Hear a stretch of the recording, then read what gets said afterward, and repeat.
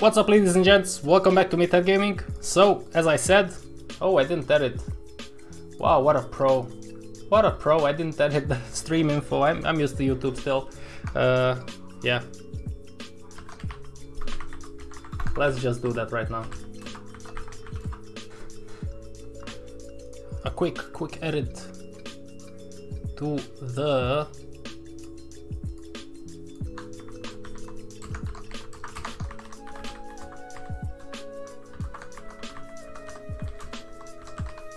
there you go.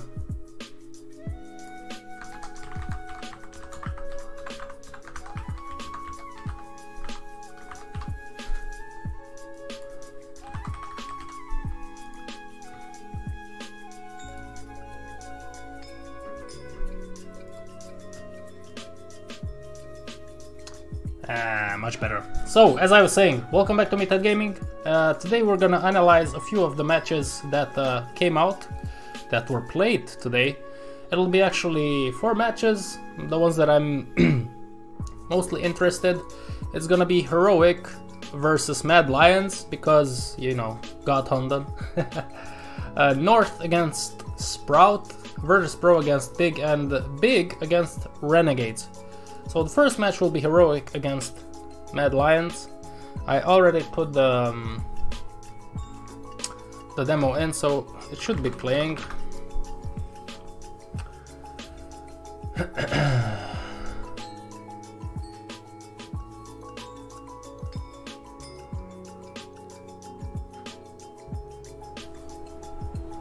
Let's see.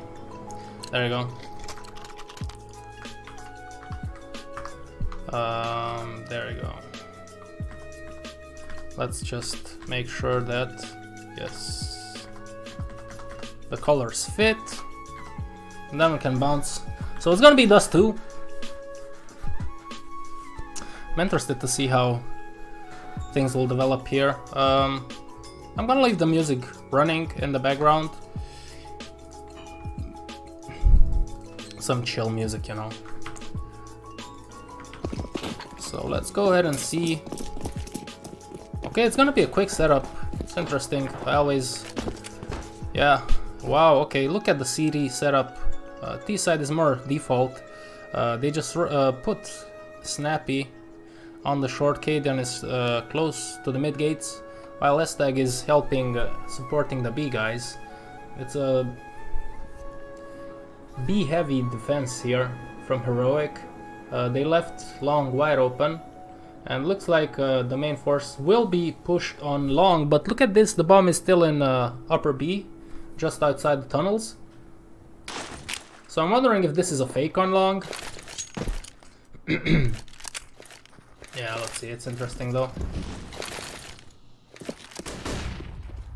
Looks like it's gonna be a fake on long. 2 guys pushing in while Hunton is falling back. The fake might work very well, because look at this. Yeah, it's perfect. It's perfect.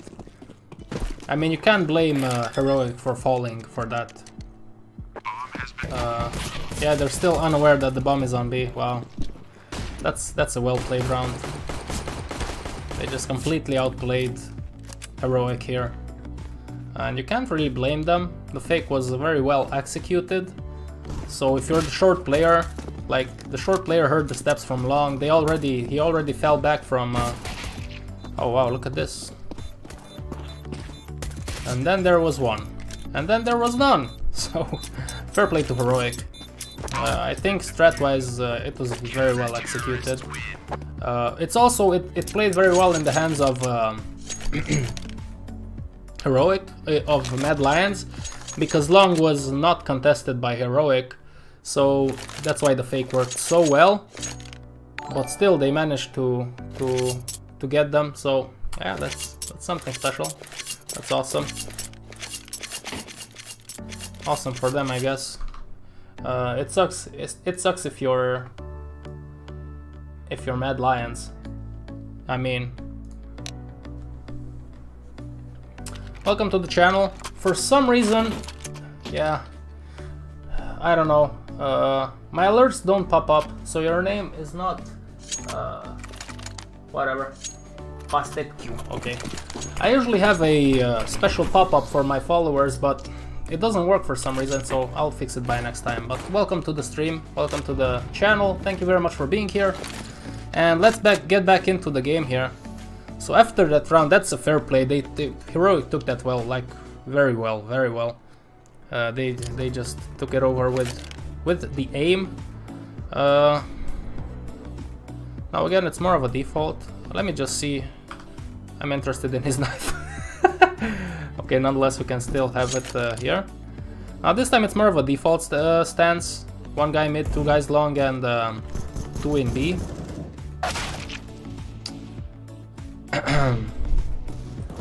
So it's an A-heavy defense, but they managed to take out one guy, and there's just one left A-core on long with the bomb.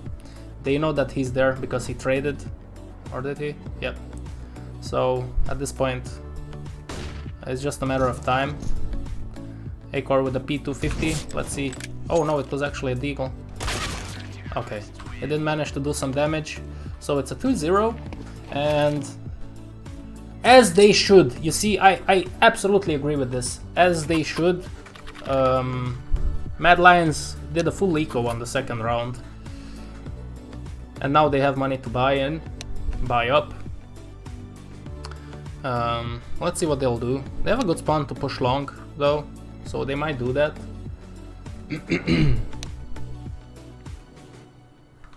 Let's fast forward. It's a tactical pause. Yeah, this is good.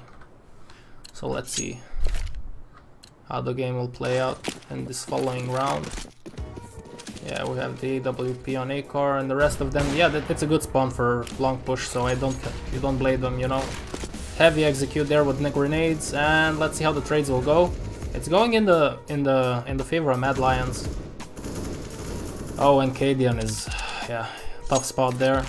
So they have long, but S-Tag will try to make a move here, and he manages to take out one, which might make them second guess, or at least make them slow down the offensive side. They're gonna push in now though, and there's little that S-Tag can do about it. But they have a chance here. Yeah, exactly. Let's see. Borup. Oh man, this is a nice FAMAS. So let's see if it doesn't work out for them. It was a tough spot though for Heroic to retake that, but that's how usually things happen in the long position. It's a trade, and usually it's either them or you. It's pretty basic, to be honest with you. It sometimes can be random, but it is what it is. You just have to have a lot of numbers on long in order to counter that. SCP, I always think that the best idea is to have 3 long at the beginning of the round to counter any push that might come from the T side, and then just fall back short. But obviously these teams maybe know each other, so they, like what we see here, might not be what they usually do. They might do some things that are specific to the enemies that they encounter, because they know each other, I guess. I mean, I'm sure Hondan studies Heroic demos, so... Again, there's gonna be a long passive push this time. They didn't rush it, they played it slow. And again, it was a short heavy defense, so now... Mad Lions have set themselves really well up here. Snappy is on the elevator position, and look at this, they're just shut out of the site now. I think the best thing here is to save, maybe. I don't think it's a good idea to push, because there's like little that they can do right now. So maybe I'll save up and maybe full eco or some investment again in the next round. It's tough to say, and S-Tag is in a very tough spot here. He'll be lucky if he gets out of here alive. Yeah, a nice support flash from the long guy, and the other two peeked in CT. Like you should. That's a good execution. And Borup will sit here and save his FAMAS. Now obviously it's gonna be an eco. An eco. Should be an eco anyway. Maybe they will put Borup somewhere in a vital spot, and then the rest of them stack a place, or who knows. While again, Mad Lions have a good spawn for long rush with Hunden. I'm guessing that's what they're gonna do, yeah, because Hunden will sacrifice himself going first. But they slow down. All 5 of them are actually on long. Yeah, they pop out the flash and then push in. While Heroic used the FAMAS for a boost on short, which doesn't work out because there's nobody short. There's a... yeah, and it's gonna be a Mexican standoff here. They're expecting a long push, and the long push will come from fully equipped terrorists. Borup does some work here with the FAMAS, but it's gonna be hard for him. Yes, he falls down, and now one by one Heroic will fall, or at least they should. They boosted, I think, yes, for an A peak, but that's what it is. And it's down here. Can do little to nothing to win this round. Doesn't have a defuse kit. Let's see what he'll do. Let's see what his plan is. Yeah.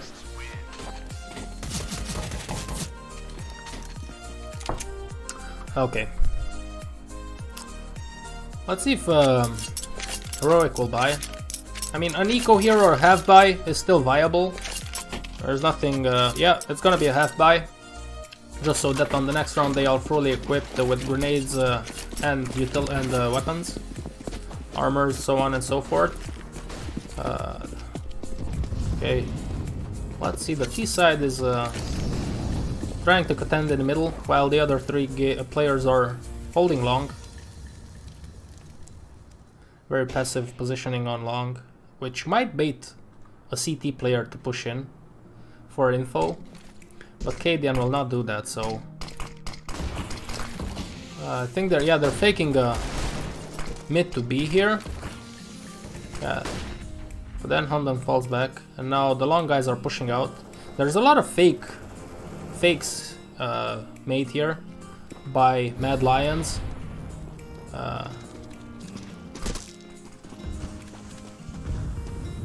Hunden is trying to work his big brain on them, so that's good, man, that's good, all good.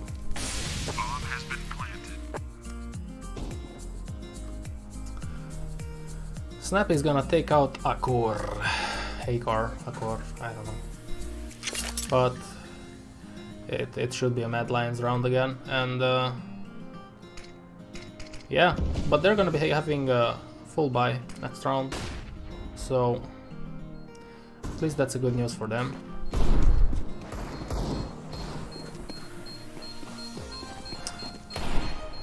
Oh, Estag is doing some work here. What's going on? Oh my god. Yeah, but they don't have a defuse, so... But yeah. Everybody goes down. Now that'll not affect too much Mad Lions, because they have a lot of money. 10k on Akor and Bobsky. And now here comes the buy from the players. They're gonna use a double op setup.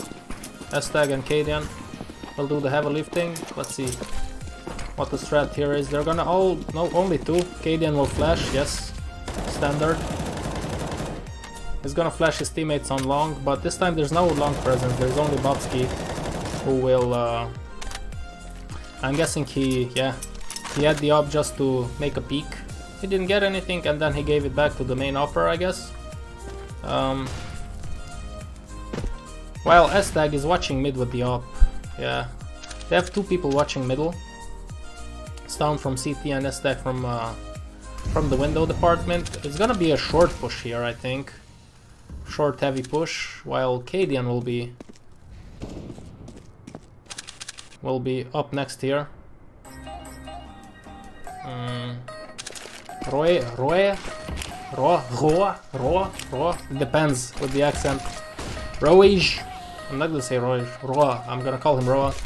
Just keeping them honest in the B bomb site, peeking. People are trading. They pushed out mid, but Borup takes out the B guy, so that puts Bobsky in a very uncomfortable position here. Let's see how they play this out. Akar takes out Burp, and that's a big relief for Bobski. Now they have a 2-on-2, and it's hard to take back the B bomb site. But granted, it's a 2-on-2, so it's still doable, obviously. But Bobski will shut that one down, and he has a good idea from... Yep. Good job. Nice setup. Give me that knife. Now that being said, round number 8 coming up next here.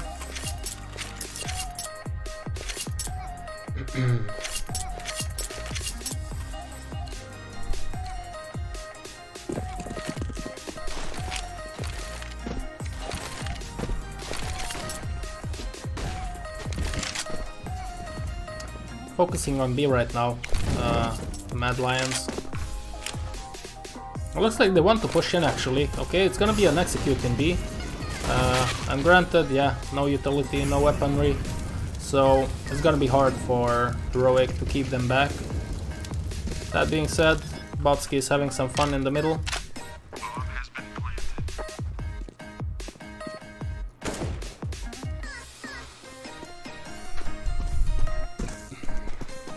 And the heroic guys are holding back, defending their pistols, trying to save up the pistols for the next round.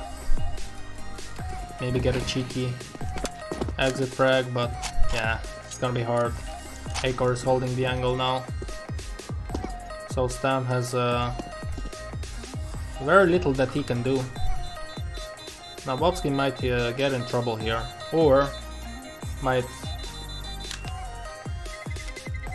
be some trouble to the other guys.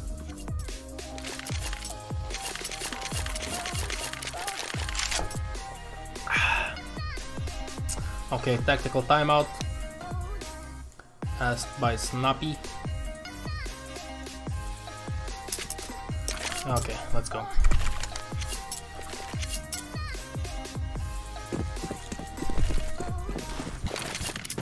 More of a default position. Yeah, Hondan will flash Bobski. Let's see if he will get anything. Okay, it's smoked off. Yeah, he's gonna get Snappy. Yeah, he had a good spawn and they took advantage of it. So Snappy is down. Although he wasn't expecting the position that Bobski was in. So I think that might be a little mistake there, but you know, in the heat of the battle you can't blame them. It's easy when you just sit and watch.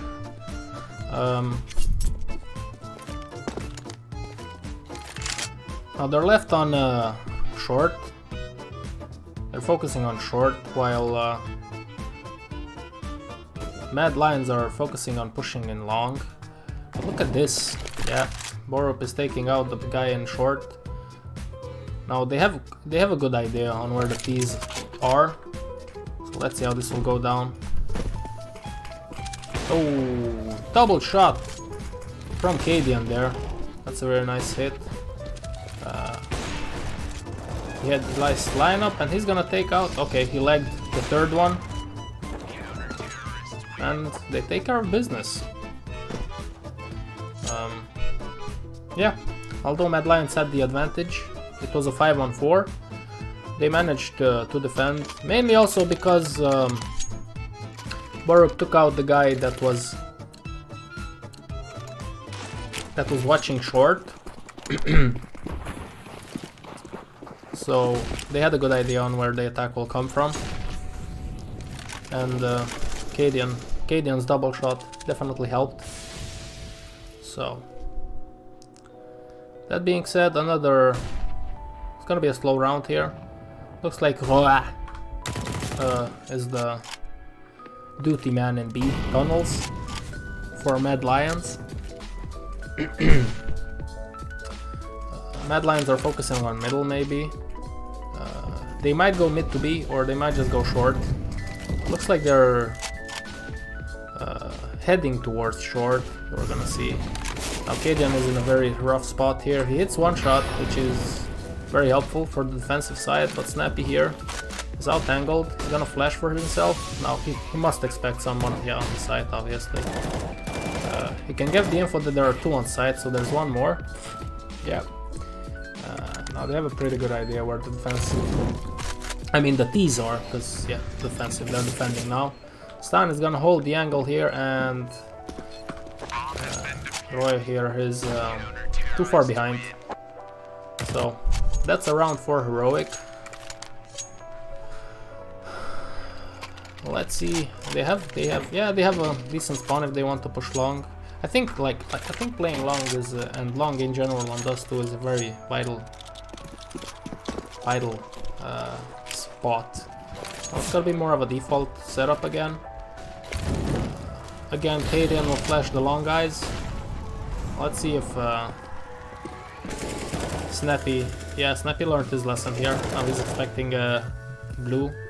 He's expecting somebody to be at blue box or container, whatever you want to call it. When he got when he was taken out by, I think it was Bobsky, he didn't expect it, so now he expects it, which is good. But it's gonna be a... Oh wow! Oh, this is okay. It's gonna be a B push, and look at S3 tag. They have the bomb though. They were face to face in that smoke. It's so funny when that happens. Now it's all on Ro. I'm gonna call him Ro. Let's see what here. He's sneaking here, sneaking. He's gonna get one, but Hashtag has his number. This push didn't work out for Mad Lions. It's gonna be a tactical pause. Let's fast forward. There you go.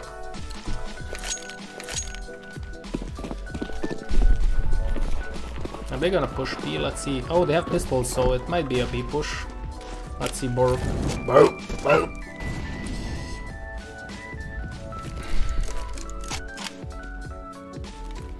Oh, I don't think Borg saw Bobsky because of the smoke from the Molotov, but nonetheless, he takes him out. They're sneaking out mid, but Stone is gonna take care of business here. Expecting another one from lower, which lower will come. Let's see if Akar he's gonna re-peek. Oh, he has a nice dink on him. He might be tempted to go along to push further because he dinked down. But it's a pretty hard position for Akar here. Not much to do. Tough spot. Tough spot.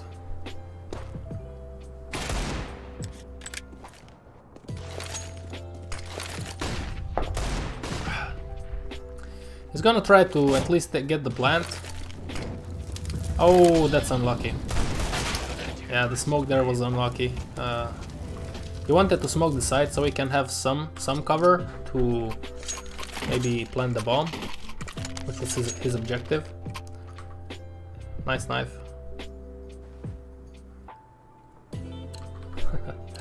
Okay, 6-6, round number 13.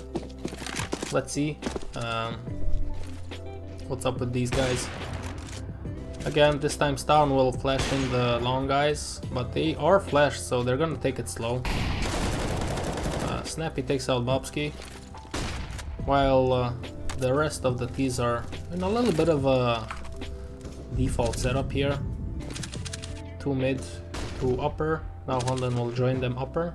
Looks like it's gonna be a B push, but yeah. Hashtag, oh, nice trade, and it's an unfortunate timing, but the smoke messes up their plans, so they're gonna fall back now. Stone should expect some resistance here. I'm sure he expects it. Let's see if they go all the way back to short, maybe long. I don't think they're gonna push out mid, considering their positioning on the map. Look at Hondan, what he's doing. Okay, he's gonna flash his teammates. And Snappy is gonna have to work here. Let's see if the flash will hit. Oh, no flash, okay, contact, eh? Oh, unfortunate. But he spotted two enemies, 2 opposition.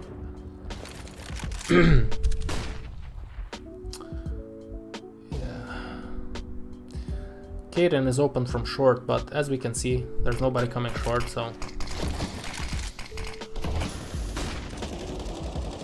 Let's see. It's a nice shot from Kaden. Oh, okay. That didn't work out. Let's see Borup here. And Akar will manage to put down the bomb. But there's little he can do. Yeah, it's a tough spot to be in. Especially with low health. And with the op, so... That's a hard spot. And that's gonna be number 7 for Heroic. 7-6.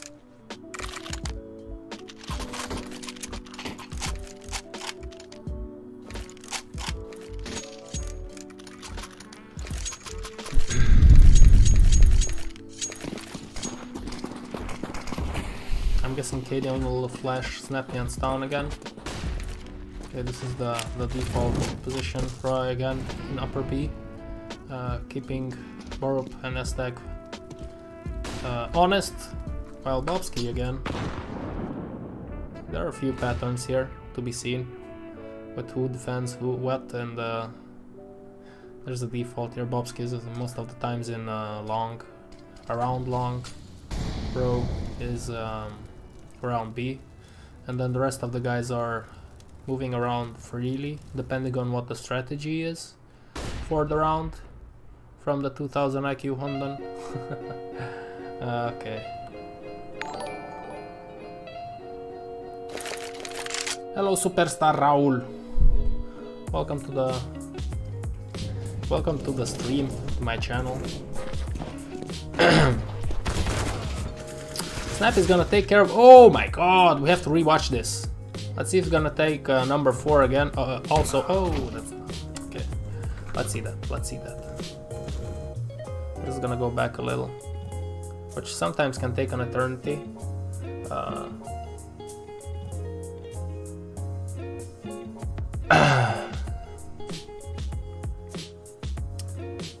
Let's see. Oh, come on. A few more seconds back.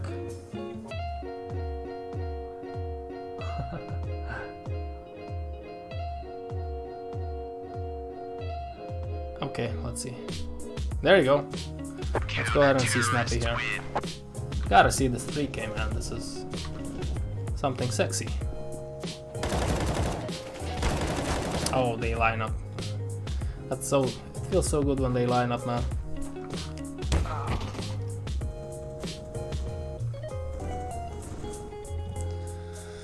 So, Snappy does the heavy lifting in this round. Now, yeah, they did this a few times where they push in mid just to cut off the map from the T's, and this is this will allow the CTs to predict then where the T's will come from. And another round for Heroic here, 8-6.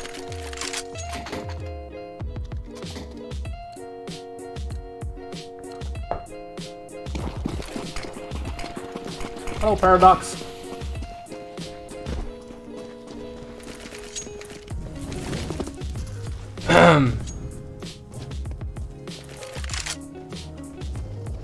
Oh, sad Pepe. Okay, man. Welcome to the to the stream. What's up, man? Haven't seen you in a while. Again. Okay. One guy already fell from both sides. It looks like it's gonna be a B hit, but nothing's for sure yet. I'm guessing it's gonna be a B hit, and Borup here with the SG, with the almighty SG against Galils. I think he has a good chance of taking a few guys out. And oh, okay. S-Tag is here also. Unfortunate. And it's gonna be a 3-on-2. And it's hard. It's hard to take back the B-bomb site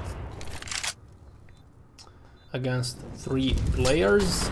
But this is a very good Molotov. Oh, shinky minky. Yeah, Bobsky takes care of business. That's unfortunate for Storm. It is what it is. Yeah, as I said, very hard to take it back. And it's gonna be 8-7 in the first half of the game.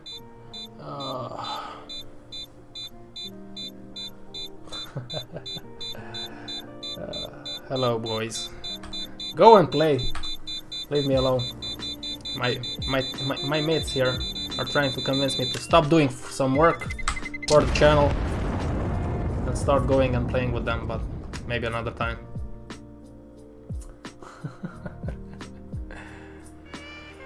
Okay, let's fast forward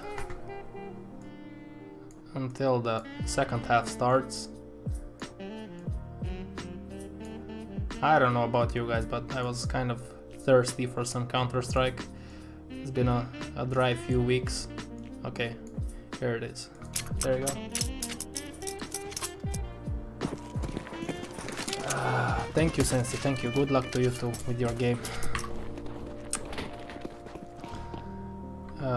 So it's gonna be... Oh. Wait, what? Oh yeah, okay, pistol round. I was wondering why nobody has money and they only have pistols. Like, what's going on? So they're gathering in B. Now Bobsky here has a nice angle. Like, if you don't know that, the spot in which he was... there's a bug in this game. If you sit in that spot and then you turn your mouse to the right and back, your head is not visible anymore. Not as well as before.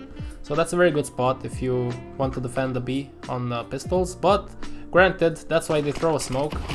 That's a good smoke if you want to rush in B. Maybe they will pop out a flash and then just go into it. Oh my god, Bobsky, what was that? That was filth. Yeah, that was the plan. Like, oh my god, that's... Yeah, okay, it's still a good position for Heroic. But Kaden, I don't know. It's a risk you have to take, whether you want to push out or sit in and defend. If you push out and you kill one, then you create a big space for your team, but on that occasion Kaden got taken out, and it's gonna be a Mad Lions round. Yes, I saw that. I saw that Guardian was benched. I have a question for you, Sad Pepe. Do you know anything about Perfecto? Because I haven't heard anything about him. I didn't see him ever. I don't know who he is, but I mean, I know he's a rifler. I'm guessing Simple will go back on the op. So yeah, it's interesting. I don't know. I guess we're gonna see. I mean, granted, Guardian's form, it can get, I mean, with all the respect to Guardian, and I don't hate the guy or anything, but it can get too much worse. So it can only get better from there, I think. So time will tell, to be honest with you. Time will tell. What about you? What do you think about the move? And also, I think, like, everybody was bashing on Guardian, but I think it was way too early to replace him. I think they should have given him more time. At least a few more months to see how he comes back after the player break. But just cut him like that after, I think it was, what, 3 months? How many months was it? It's like... he didn't even have time to adjust, so... I don't know. I don't agree with the change. Just because they didn't have enough time.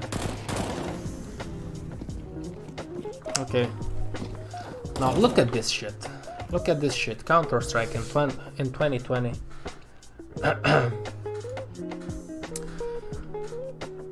The T's lost the round, but they planted the bomb. Look at this. SG, AK, Deagle, and Scout. While, okay, you have M4s, 2 M4s, but there was little utility. FAMAS and the UMP. I'm just saying. I'm just pointing that out. I'm just pointing that out. That's bullshit.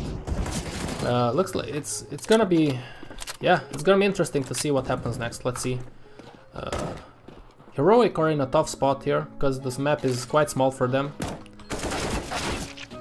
Why would you hold that angle like that? I don't know if I agree with that.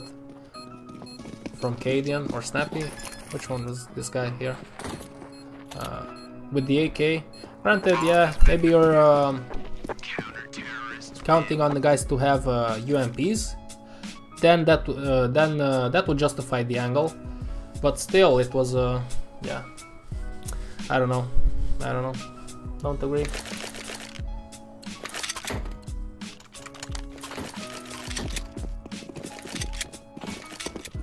Yeah, there are a lot of. I mean, Danes are good.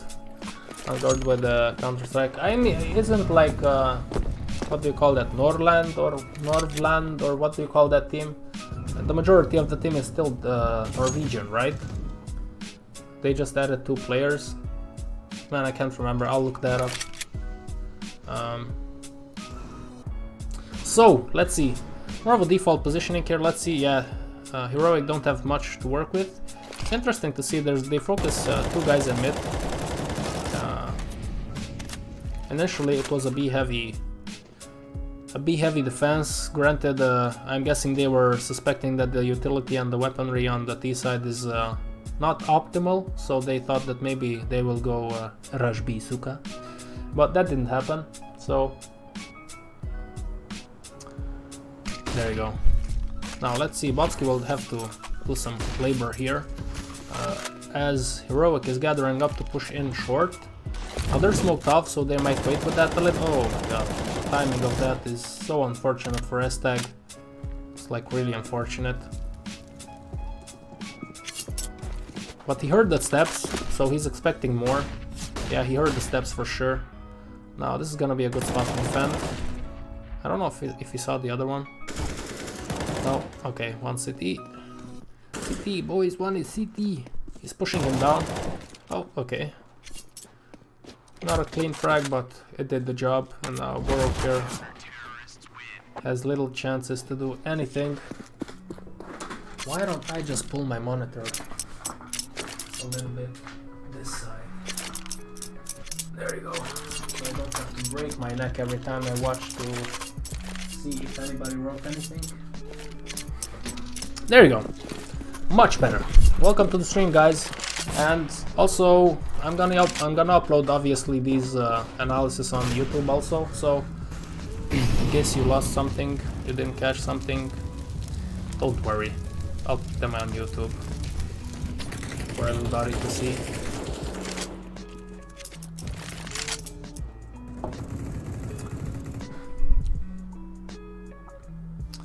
But man, North is looking better with MSL, which is no surprise, to be honest. Like, when are gonna people learn that having a decent, at least a decent in-game leader is absolutely necessary in Counter-Strike?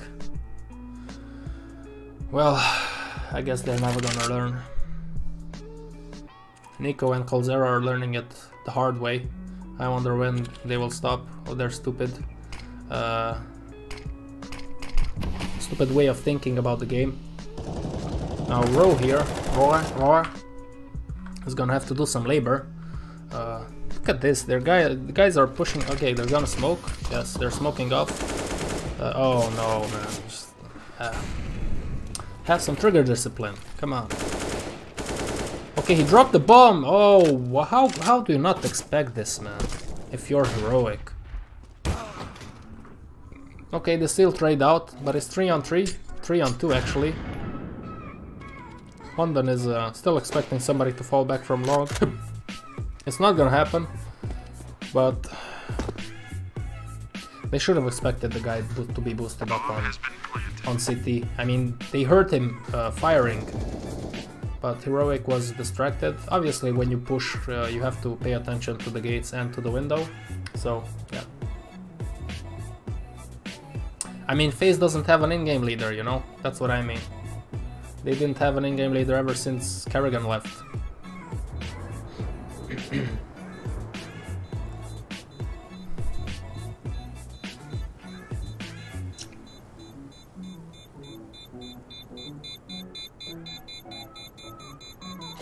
So they're gonna go hunting here. Don't think they're gonna find anybody because Acor can hear them. Actually, they didn't went hunting, they just fall back to CT together so that they don't lose weaponry, or if they lose weaponry, they trade. And we're into number. Yeah, and it's yes, sad Pepe, and it's only their fault. You know, it's only their fault. It's completely their fault. Welcome to the stream, guys, by the way. Thank you very much for being here. Say hi. It's completely their fault. They had the chance to get a Lexi B, man. Okay, they had the chance to get an in-game leader, but no, they wanted whatever they got. They're gonna learn the hard way, because they're never gonna... Listen, with that lineup, they're never gonna reach top 5. And if you're FaZe and you're shitting out money on players, and you have those players, I mean, you're not gonna be even in top 5. They're not gonna be top 5 with that lineup. Never. Never. In the current scene, they're never gonna be top 5 with that lineup. Okay, let's get back to the game here. I like this from Mad Lions. I like the long heavy concentration, because long is such a vital part of this map, but not this time, because this time Heroic will push in B. But shush, yeah. He does his job, he takes out 2 people. Now it's a 2-on-3. The defensive on B was very well here. It's very well. Okay, good England, Roland. Was very good. They did the job. And it's a 3-on-2 now. This is very doable. Still Kate. Oh, Caitlyn missed the shot. Ah. Okay. Shit happens. But what's his name? Shush? Yeah, Shush did very well. He won the round for his team here. Because if it would have been 3-on-3 or maybe more, it's very hard to retake the B side. Yeah.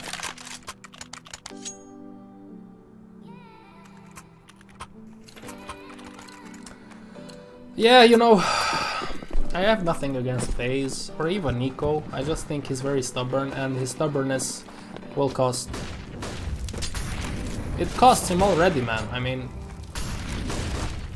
they're missing out, you know. That's what the most infuriating thing, that they're missing out.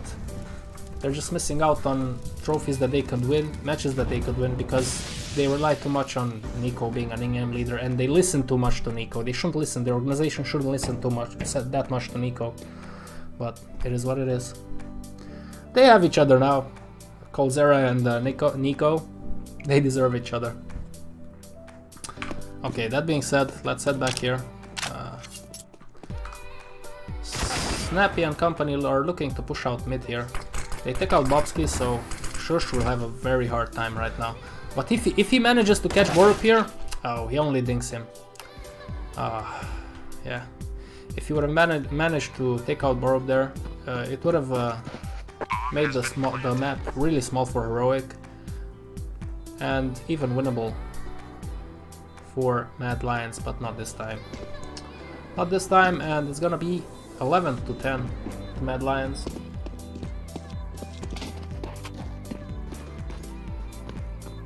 Oh yeah, they already, like, did you notice, what was it, the blast?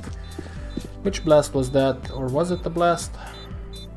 I think the last blast, where they took interviews. Oh, the blast on which Mages had some nice words towards Frankie. When they sat down with FaZe, and Frankie asked Nico, did you notice when they asked Nico about the relationship with Coldzera and how well they understand each other? It was dead silence between the other ones, because it was obvious the way they talked that they were also like, they would clash sometimes regarding the strategies for the game, and that was like what, 1 month ago, and they're already having problems with that. I don't know, maybe I'm just reading too much into the lines, but yeah.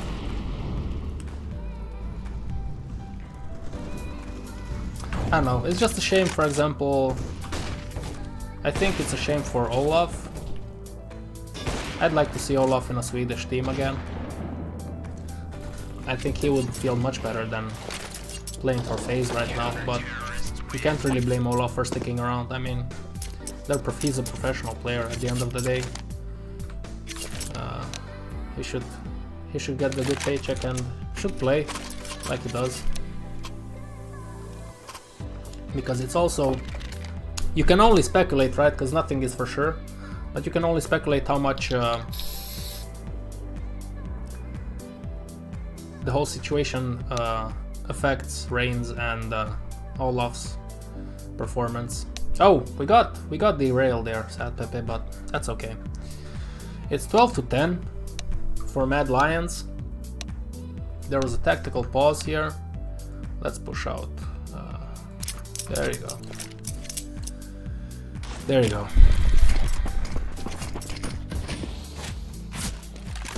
Again, I like this approach. Shush is gonna flash, or no. Do they have? Okay, everybody has. They have a half buy here. Heroic. They're gonna try to make that one work.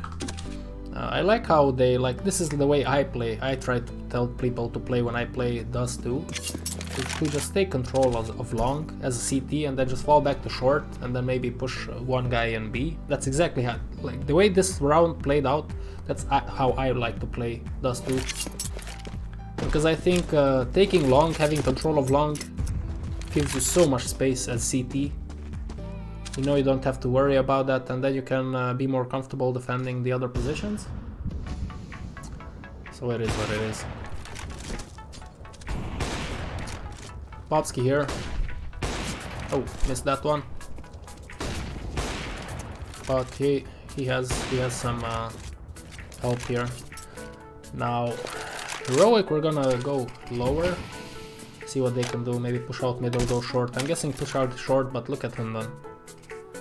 His position here is very good. Let's see if he will have the trigger discipline. He has the trigger discipline, and yes, he takes care of business. That was very nice. That's one of the advantages of having long, you see. You can do what Hundan did, which is, yeah, just push for information. Sometimes you get killed for that, but sometimes it works out and you just take care of business. But I think having long is very important on Dust 2. This round is not gonna be the same though. This is gonna be two guys on long.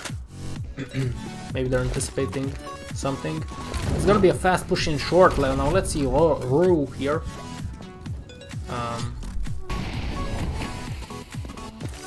Okay. They did fast play there. They did a lot of steps on short, Heroic. I wonder if that was something planned to just fake out utility from the A guys, or did they just want to push in actually, but they thought the timing was off? I don't know. Maybe they did that to bait out utility from the CTs. And now look at this, they made space for themselves. Okay, that was a bad click, I think. Misclick from Ro. And now that the CTs don't have utility here, they are gonna use their utility and push in, where they should have the advantage. I think that's a smart thing to do. It happened to me sometimes. I learned the hard way doing that. Oh, but look at that flash from Akar, and Ro takes care of business. Now he's up. If he can hit one, he hit one. How does that work? It wasn't a wall shot. Oh, counter strike, you know. It is what it is. Oh, it's unfortunate. But nonetheless, there's gonna be some trades here, and Kaden is left by himself, and that's it. As I was saying, baiting out utility from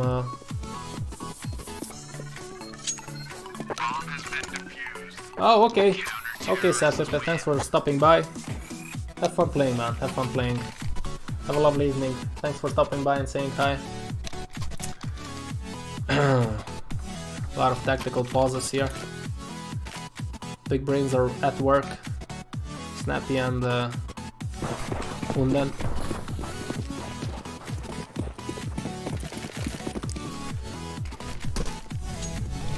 Shush here has a mighty task here. They had an A heavy defensive here. They were gambling towards long, maybe expecting a push.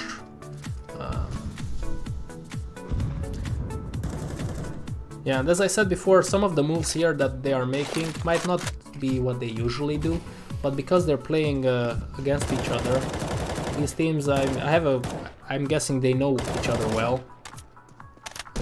So that's why some of the things that they are doing might be out of the ordinary, you know. Shush is gonna do his job against Takeout 2, maybe. Oh, that's job done from him.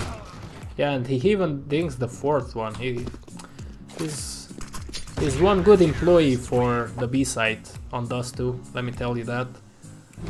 It didn't work out, it's unfortunate. He took out 3 guys and dinked the 4th from that position. So he did his job. He has some nice stickers on his weapon. I agree, Pasha Biceps and Virtus.Pro. The old Virtus.Pro. Especially Neo. It was good. Those were good times. Okay, now Heroic is gonna push long. Let's see. Yeah, they have limited weapons. They took long, but they don't have complete control over it. They don't know what might lie behind the smoke, but Bobski is pushed in all the way, so they kind of know what's going on here. Ro can also determine the fact there is nobody middle, so they absolutely know that everybody is long. So let's see how this will work out. It's a very tough spot for Heroic now, with 3 Mac 10s. That's very hard to do. Very hard to do. Let's see how well Akar will bait here for Hunden. Hunden means actually the dog in Danish. He has a nice shot there. Hunden takes out 1, and they know that 1 is in pit. 1 long, 1 pit. Okay, he saw the guy retreating. Akar hits the shot, and game over, man. Game over. It's game over for Heroic. Look at this. They're just sitting. Look at this. Oh man, it's so funny to see. Yeah, that's it. That is it. Mad Lions beat Heroic 16-10. Bobski had the highest frag count, 27. Okay, let's move on to the next Danish team that played today. I'm talking about North against Sprout. This is gonna be another interesting match to see because MSL is back in North. That's something that might be interesting for a few of you, including me. Like, North was such a lost team in the recent months.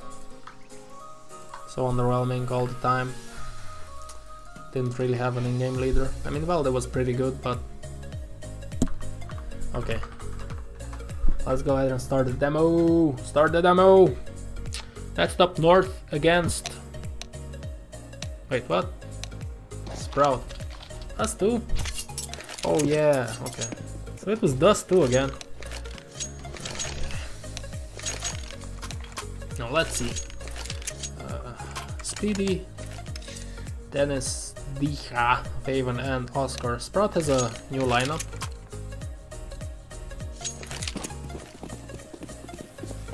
So, Cajun is gonna smoke middle.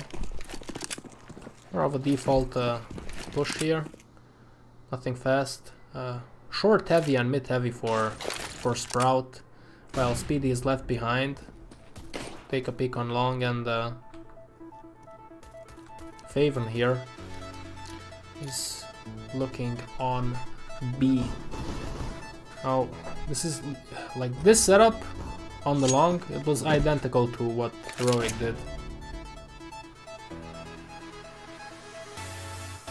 in the previous match, and they completely get wrecked on A side, so that the long guys can now move in, and this is very hard if you're a Sprout. Almost impossible to retake this. 2 on 5, 2 guys going short. Yeah, they're falling back, saving up that armor. That precious armor. Kirby is looking for them.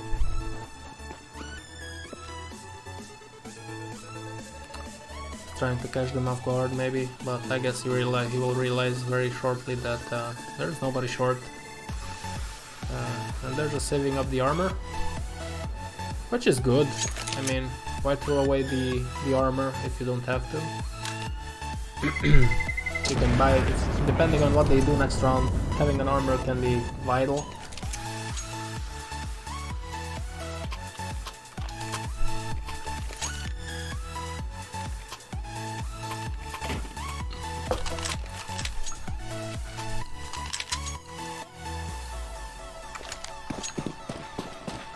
Round number 2, they forced, Sprout forced, so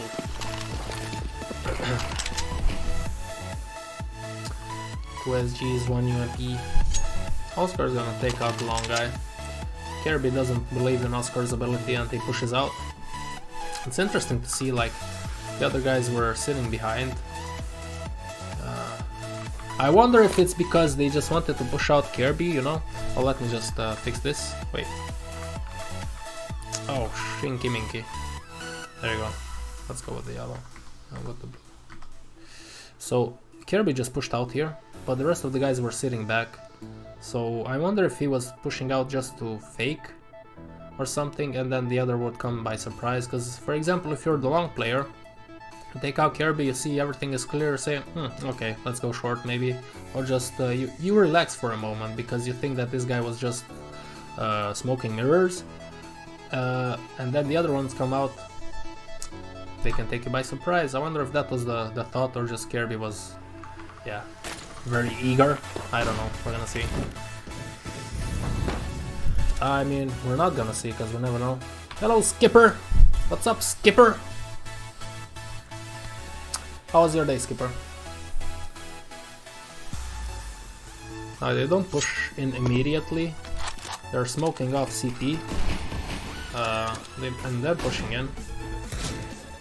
So Sprout will have a good idea from where North will come. But even they know it's gonna be still hard to... Oh my god, Oscar is taking care of business, taking out 2 people. And it's a 3-on-5 now, so this might be interesting, but this is a very strong position with the SG. I think Sprout is aware of this position. So it might be hard to defend, but let's see NSL. Oh, come on NSL. Okay, that's a nice shot, a vital shot actually. And even though it was a 3-on-5, looks like North is gonna take the round, just because of the stronger weaponry, and they had some good angles. So it was very hard to push in for Sprout, especially with the weapons with which they had. So it's round number 2 for North, and we are heading to round number 3.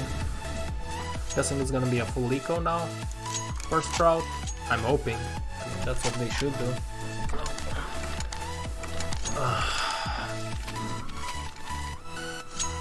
But we're gonna see, I guess. Round number 3. 2 people on long. Yeah, it's an eco. I apologize for that, guys. It's gonna be a hard push on short, looks like, from North. I'm gonna have a hard time here. Yeah. Taking short by Storm. And there's little that Sprout can do, but Oscar again, man, nailing a shot. Wondering what he's doing on this team though. He can do so much better.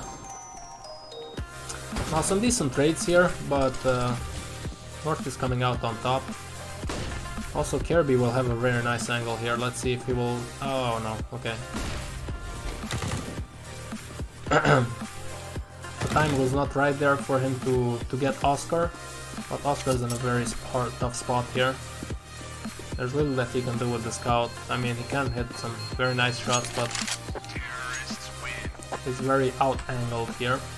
And it's gonna be round number 3 for North. We're heading into round number 4.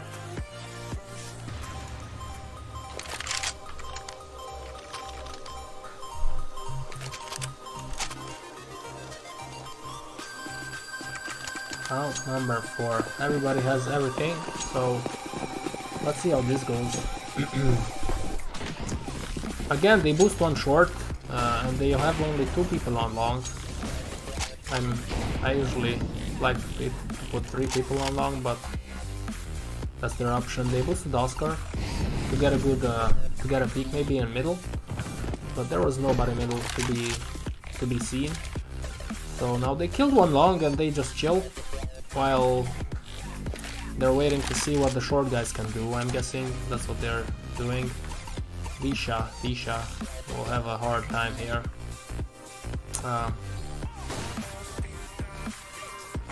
But he might be good. Yeah, this angle might trick North. We're gonna see how it goes. It's gonna be interesting. 4 on 5 right now. They're executing short. Also, the long guys are starting to push in. Okay. I don't know why he peeked. I think he would have been better off if he would have waited for the terrorist to push. But then again, you never know. It's just one of those decisions. He might have peeked in the right timing when everybody was with nades in their hands, and he could have just wrecked them, but that didn't happen. So it's gonna be round number 4 for North, and heading into round 5, it's gonna be tough. It's gonna be tough for Sprout. They have some money. They will buy and they'll drop some weapons over, so on and so forth. So I'm guessing that's what's gonna happen. Let's fast forward because we're gonna see if they save up the weaponry. Anyway, yeah, we'll buy full utility. Actually, pretty good utility because of the losing round streak. Again, short heavy boosted for lower peak, but middle is Xbox is smoked off by North. Dennis is close in middle. Yeah, he can hear all these steps. Let's see Oscar here. He's expecting this and he misses the shot. It's not an easy shot, although it might seem easy. It's not an easy shot because the piece can just peek up from anywhere, you know. So it might be tough.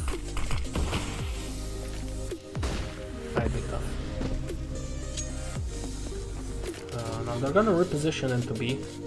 Faven is here in B, but he's like, this angle is not very good, but what am I talking about? And what do I know about Counter-Strike? Absolutely anything. It takes out 2 people, which benefits his team immensely.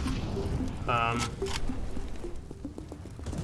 mean, realistically, you don't really expect anybody to be there. Like those 2 guys laying down, they didn't really expect anybody to be there because Cajun was already pushed towards platform. So yeah, you just don't expect it, and they got surprised, and Faven really had a nice spray down there. So you can't really blame the tease. It's just one of those things, you know, that happen. Nonetheless, because of Faven's heroic work, Sprout will have their first round number 5, and we are heading into round number 6. And I'm guessing, of course, North has enough money to buy up. Sprout will do some drops, so everybody's happy with the utility and with the weaponry. And we are heading into round number 6. Ace has a pretty good spawn for long push. Let's see if, yeah, Cajun will flash him in maybe. Yeah, that's what's gonna happen. Let's see Easy. He's putting out, yeah. Oh, that's a risky play to do. Yeah. That's risky, but it can pay off. Like if you have pit so early in the game, that's a giant advantage. Now they're gonna trade back and forth. Disha here takes out 3 people, and he's going for number 4. What a crisp, clean spray down and aim there. Very good done, very well done from Disha. He's Polish, I think, yeah. That was very good, very nice play from him. And single-handedly wins the round for Sprout there. I mean, obviously he had help from his teammates when his teammate got traded, but he did some labor in that round, and we're headed into round number 7. Might be a short push, yeah, with pistols, short rush, try to plant the bomb. Speedy here will have to do some work. Here's the steps. At this point they're obviously aware of the fact that everybody's short. They saw the bomb also. So MSL is... yeah, he's gone. Not much to be done. Hello UP! Oh, okay, okay. I remember you. What was your name on... And what was your name on YouTube? With the orc? Nick, exactly, Nick. Welcome Nick to the stream. Yeah man, I moved on Twitch because I figured if I am to build an audience as a streamer, might as well start on the biggest streaming platform, right? Because I have a bigger reach on YouTube, you know, but YouTube is YouTube. I want to keep things separate. Also, obviously, all the analysis of the games will be on YouTube also, but this is a place where we can all interact, have some fun while we do that. Now this is more of a default setup here. Mid-heavy default setup for North. They have short somewhat, they somewhat have short. Cajun is rotating from upper B to lower B to hold middle. And it's gonna be a long push, I'm guessing. It's a 4-on-5, it's gonna be hard to defend. Dennis, let's see. Oh, Dennis is in B with the op. Would have been better for them if he would have been on long. It's very hard, but Disha's playing... he does his part, let me tell you that. He did some vital frags in the previous rounds also, but they're sneaking up on long here, and Speed is in a very tough spot here. Very tough spot. Yeah, it's like panic land when you're in that spot. You know that people are coming from short, you know that people are coming from long, but it is what it is. I did that previously, yeah. Mad Lions against Heroic, because I wanted to see. I will do as much as possible, analyze Mad Lions, because they have a good in-game leader. But it's gonna be on YouTube if you want to see that, man. Don't worry. I did that as the first match. This is the second match, and we have two more. We're gonna have Big against Virtus.Pro and Big against Renegades after this. So let's head into round number 9. Yes, 9. Disha is having a good game. Also, Oscar hit some nice shots, but I feel like Disha's frags had a lot of impact. Now again, a different default here. Are they gonna fake in B? Yeah, they're gonna push in B. Look at this. Yeah, this is just... I wonder how that works. Like, the bomb stays in mid, Kirby stays long, obviously to hold off the push. And then the three guys are rushing mid. I'm guessing they had a good spawn, so I didn't see the spawn because I was watching the chat. Okay, Skipper, let me know if you liked it in the future, you know. Like, I wanna see, yeah, you know what, let's head back. Let's see if they had a spawn to rush B, and that's what they did, and said, okay, we have a spawn, let's try it, and if it works out, we're just gonna go. If it doesn't work out, then we'll see what we do. Let's fast forward a little bit. Oh, come on, man. Okay, one moment, guys. I want to see if they had a spawn, and if they took a decision considering the spawn, or was it just a standard strat. I'm guessing they had a spawn. As you can see, it takes an eternity to do the to pull back. Oh shit! To pull back demos, because Valve doesn't want to. They don't want to fix this shit. Yeah, they had a decent spawn here. Two guys had a good spawn for long. I mean, for B. So it was a spawn-based decision. Okay, that's what I wanted to see. Now we can fast forward back to where we were. Obviously, they took B. MSL is gonna come and plant the bomb, and there's little that Sprout can do here. AZ is holding the angle here. Yeah, they're teasing each other here, but it's not gonna happen. Dennis takes out one and then falls back to save the weapon. Yeah, if they can save, then they can buy. They can buy anyway. I think the next round, Sprout. It's tough. I think just to, at least on the matches that I play, it's D-sided. I don't know why people, when you like win the knife round, people always select CT side for some reason. I don't know why. I never understood. I think D-side is easier to play. But yeah, what do I know? Okay, it's tactical pause from Sprout. Let's fast forward. Cool. They have a pretty good spawn for B again.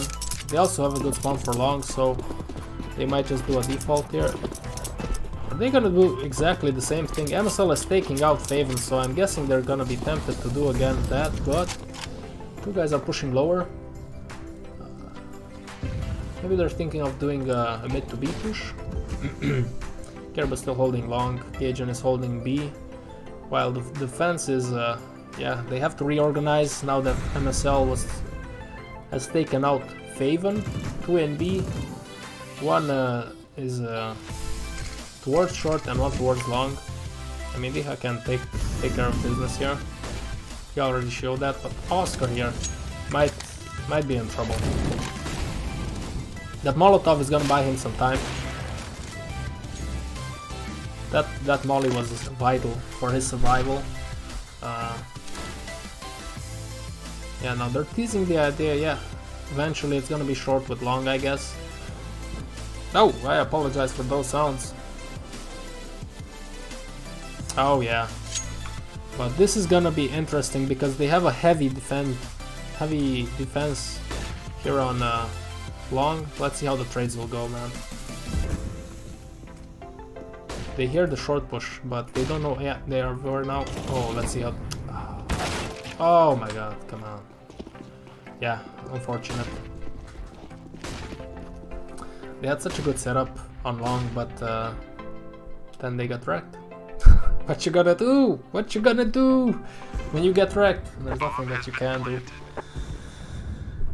Dennis is gonna try to save the op. They have 2 ops. They have money to buy up in the next round around the ops, so guessing that's what they're hoping to do. That's so unfortunate for Sprout on the long there.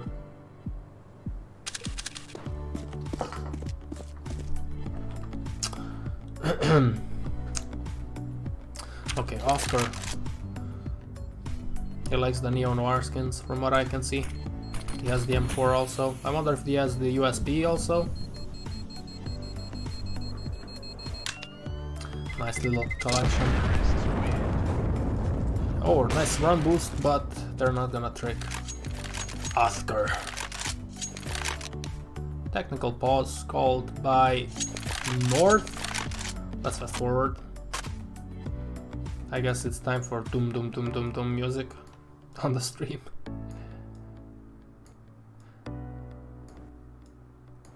Oh, actually, they're not gonna tell you this, but it's not actually a technical pause. It's just Kirby's programs are not working.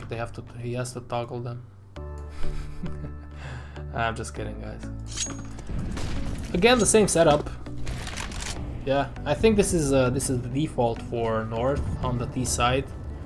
MSL is sitting in middle with the bomb. Kirby is holding off long pushes, and then the other 3 guys are just going in B. Now this can be a vital thing here.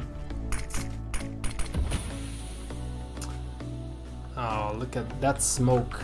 Look at this smoke. This smoke is so smart.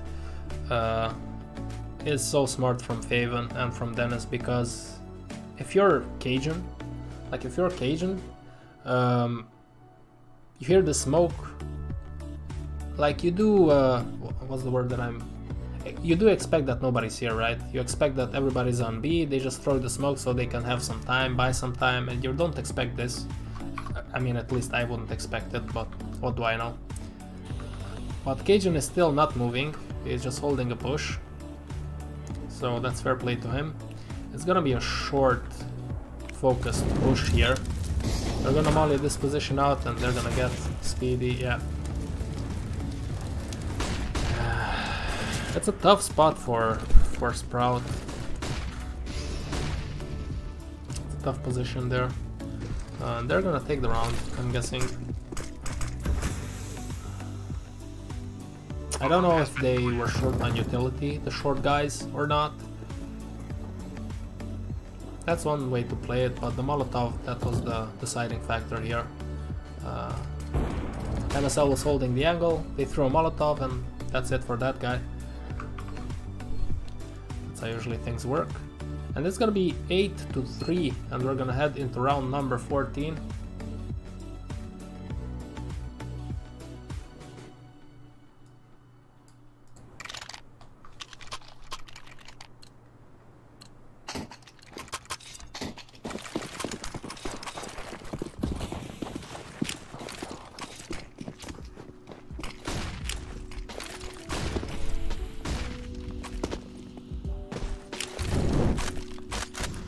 Again, they're gonna push short.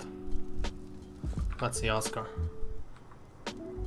Oscar is so good. If he gets flashed, let's see.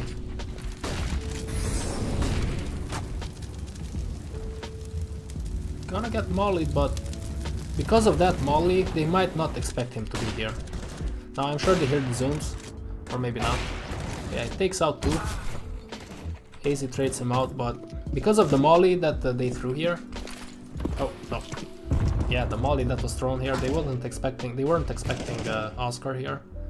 But obviously the molly has limited reach, and Oscar took care of business, and that will be round number 4 for Sprout. As I was saying, if Oscar shows up and he has a good day, holy moly, he can win a game by himself. He's such a good player.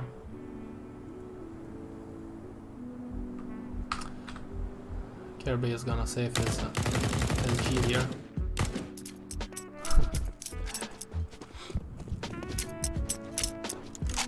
He's shaking even with the SG. That's interesting. I wonder why he does that. I mean, yeah, he's been doing that for years now, but I wonder how he concluded that that's the way to play the game.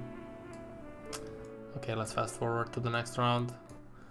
How was your day, Skipper? You didn't tell me.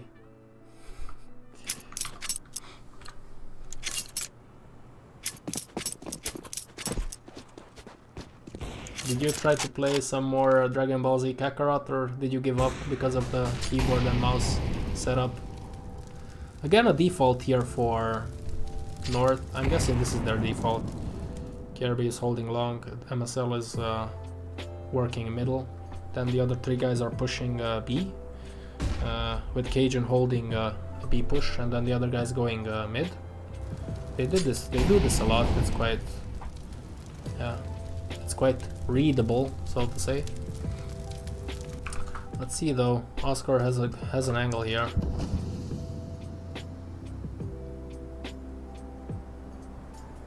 They're gonna run boost, and that made the angle funky for Oscar, but they have made progress on the short.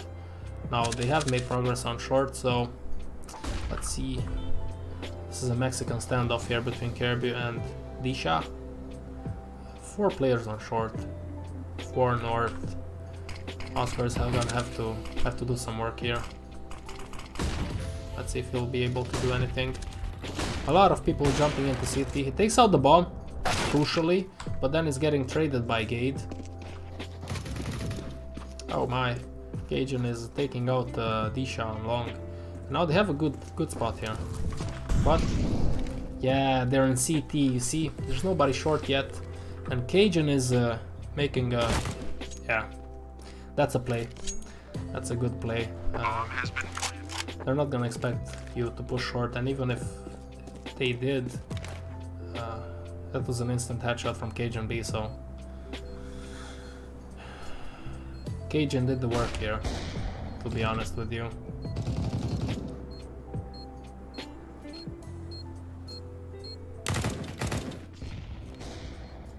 Yeah, now this is looking more and more favorable to North, and North it is taking it. Oh, my neck. 9-4, round number 14, let's go!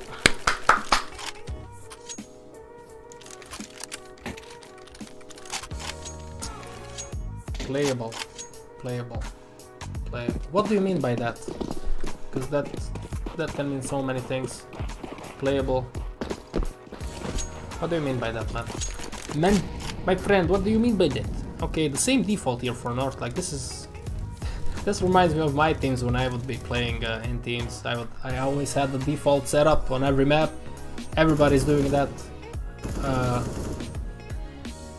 If I don't say anything else, everybody knew it's their positions, which is cool. But your enemies, the problem with that is that your enemies can read into that, and if they can read your plays, then they can do shit about it, you know. Now MSL dinked Dennis here. They're gonna push out mid. Yeah, Faven is all by himself here with the UMP. Very, very tough spot with the UMP, but he might surprise them. Ah, yes. So he takes out one. Kirby is gonna trade. Oh, I didn't even know. Look at this. I didn't know this. Since when is the grenade showing up on the map if it's dropped? That's a nice addition. It's gonna be round number 10. Oscar is doing the device job here, saving the op by any means necessary. So they took mid, they pushed up.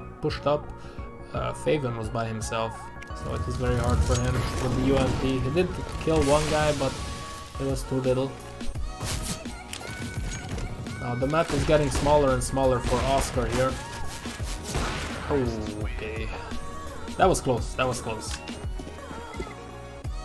Imagine Oscar gets that hit.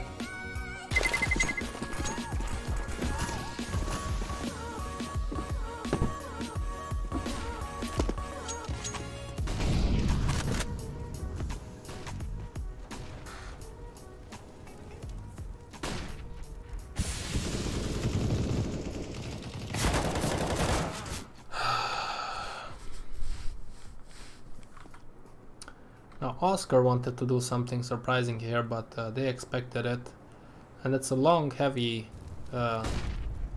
setup here. I don't know, man. I don't know about the Krieg. I think it has to be, something has to be done about it, or not. At this point, it's been around for quite a while. I don't know. Just tweak it a little bit. I think it's too strong compared to the other ones. And it's like, I mean, it depends. What do you, let's see this. Oh, Dennis is gonna be in trouble here. Takes out one, but he doesn't expect the second one, and he's traded. Oh, this is very hard, but all the players are on A, so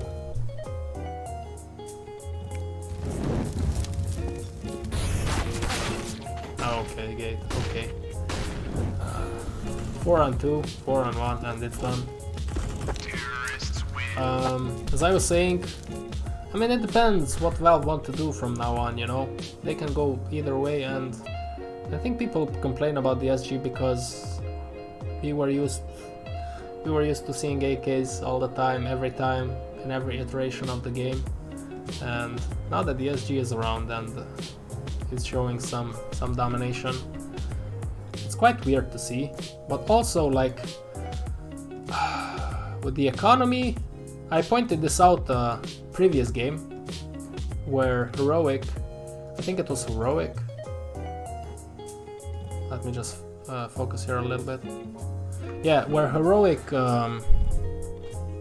what did Heroic do? Yeah, they planted the bomb, but they lost the round as these. But then they bought 2 SGs, Galil, so on and so forth on the last round, and the series had, obviously they had M4s, but they had some SMGs, I mean UMPs in the mix. So I don't agree with that mechanism. If you win the pistol round, you should have a bigger advantage as CT on the Ts, but that's not what's happening, and I don't like that, to be honest with you. It's like so random. Because then you have, in the second round, if the T's plant the bomb and they buy up, it's a coin toss on who wins. You don't really have an advantage as a CT, although you won the pistol round. So they're gonna push short here. Let's see Cajun if he can do something about it. More of a default setup here. 2 in B, 3 on long. I see MSL also likes to play 3 on long, and Honden did that in the previous game also, and I also agree, like, I absolutely agree that you have to have 3 people on long, but let's see what happens here. They jump down in CT, Cajun sees 3 individuals, and gets dinked. Kjærby is gonna take out Dennis, but they planted the bomb and they have short now. It's gonna be hard here.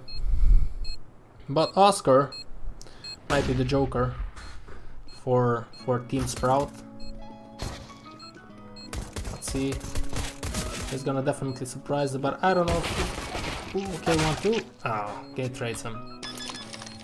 Yeah, I'm very interested to see if North will go with 3 people on long, also in a weapon round. I think that's the best idea, the best strategy that you can have, but what do I know, again, is to take 3 people on long and to try to trade it out, because I think long control on Dust 2 is very important.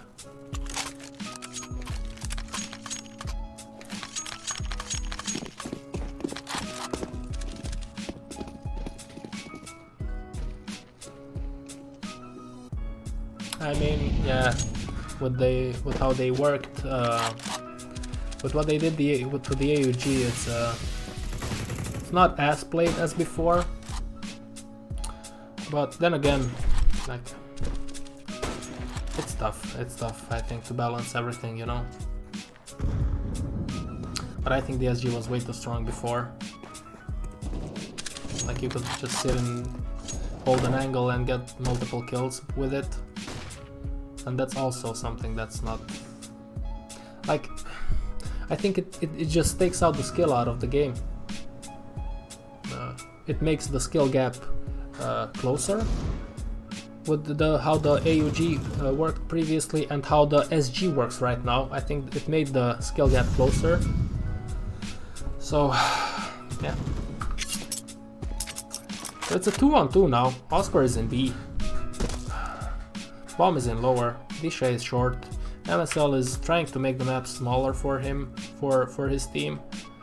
He's trying to get some information with this long push, while Sprout players are still undecided. I don't know, it's 30 seconds left. Oh, MSL. Big brain MSL. He's gonna take out Oscar. That's a good play from him. Fall back.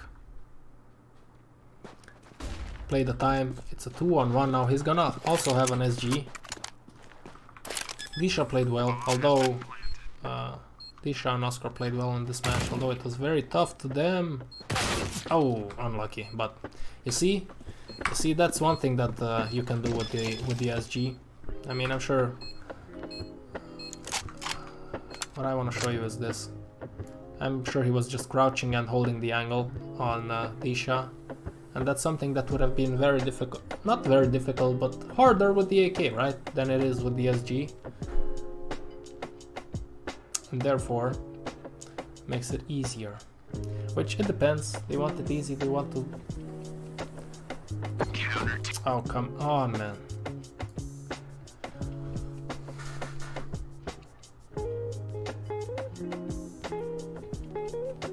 Yeah, I started playing with the SG myself, so not complaining about that much anymore. In the beginning, when I would be killed by an SG player, it was a little bit frustrating, because it's like sometimes you just have no chance because you get instantly killed. Yeah, exactly how I imagined it to come out. I don't know. It is what it is. Valve left it in for quite a while now, so to switch it up again, I don't know. But with the economy part, I don't agree. Sometimes the tease buy, if they plant the bomb and they lose the round, is just too strong, and I think that should be nerfed a little bit. No, it was a long push here, but it didn't work out for Sprout. think they just tested the water to see what they can do on long. Now they trade in middle, which might benefit them. It's a 3-on-4. 3-on-4 is okay. 2-on-4 is not okay anymore. They're just getting shut down here by North. Oh man.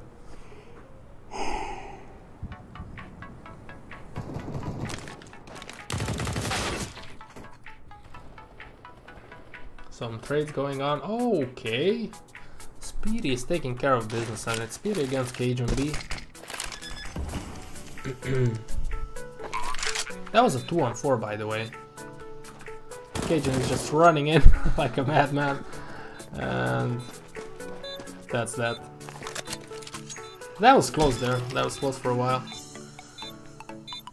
I gotta say, analyzing matches like this, watching them and commentating and so on and so forth, is much more, takes more out of me than I thought it would. It's okay though. But at the end of a session like this, I'm good to go to sleep. No, it's gonna be round number 19. Round number 19.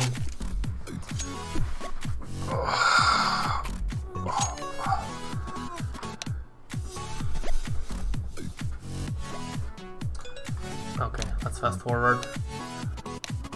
Falling asleep here. Cool. Yeah. Yeah, again, 3 people. Okay, 2 people and Cajun with the flash in hand, I'm guessing, if there wouldn't be any action on long. Meanwhile, Sprout is going with a 3-man stack on upper B. 1 middle, 1 is short. Falling back from upper B. Yeah, you see, it's an interesting thing to do. Sprout didn't show any presence on long, and therefore the North guys just left and focused on short.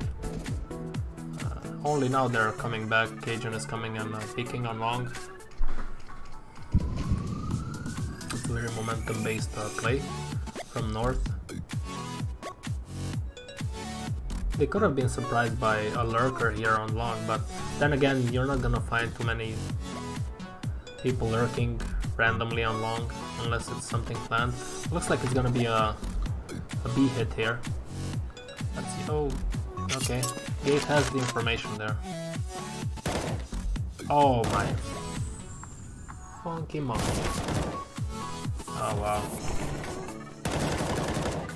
Okay, Gate. Okay. Man, that shot on Oscar, that's bullshit. I want to see that from Oscar's perspective. That was such a filthy shot from Gade. Nice, I mean, fair play to him. It was nice, but holy moly.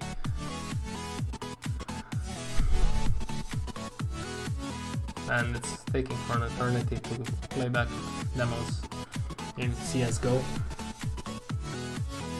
Doesn't matter, I want to see that shot. Oh, Oscar is down by now, so let's go again. Oh my god, that was so filthy. I'm guessing Oscar broke the mouse on that moment because he didn't do anything wrong. But he still got absolutely destroyed. Oh, Gabe, Valve, fix this shit, man. Come on. Okay, let's watch Oscar. Let's watch this. Oh, sees him. Okay. Jiggle. Okay, fair enough, he didn't have a head armor, and that might be risky against the CTs. He has a P, but yeah, sometimes you have to go for the head armor, or no armor.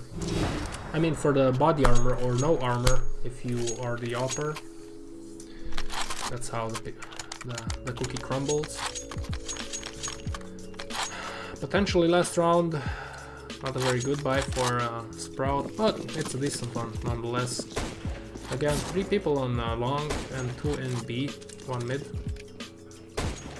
NSL, I'm guessing, with the flash in hand in case there's some action shown on long. Again, they're falling back and focusing on short after this, which is like This is how you play those two, in my opinion. And it's satisfying to see that Honden and MSL agrees with me.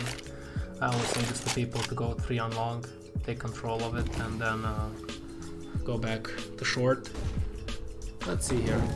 MSL with the op. Hopefully, if North win this tournament, they will not kick MSL again. Fingers crossed. Fingers crossed for MSL. Sprout are dancing around a lot. Let's see.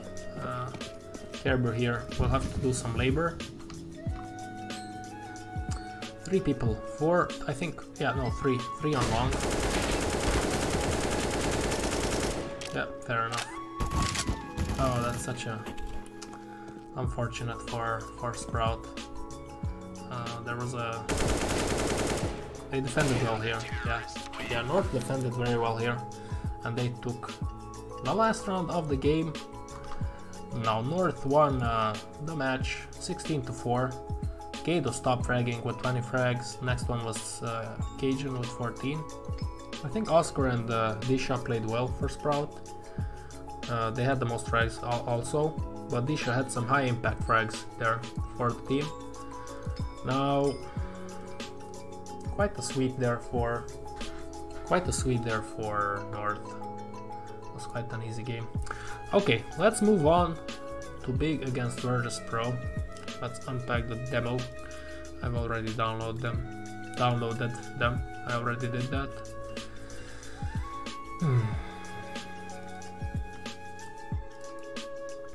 Okay, let me just put the demo into the folder as we listen to this beautiful song. And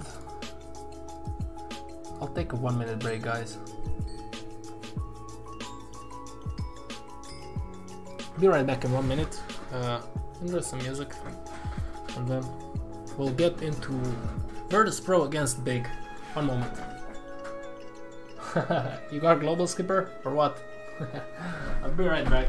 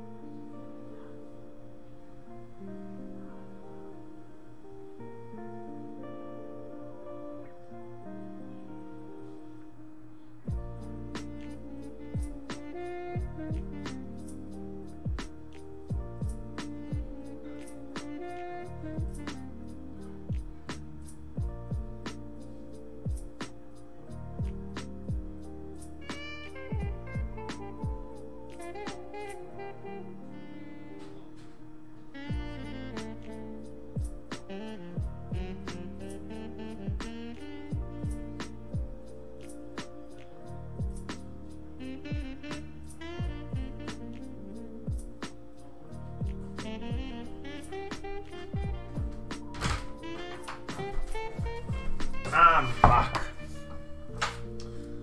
Oh, you know what? Itsy bitsy moment.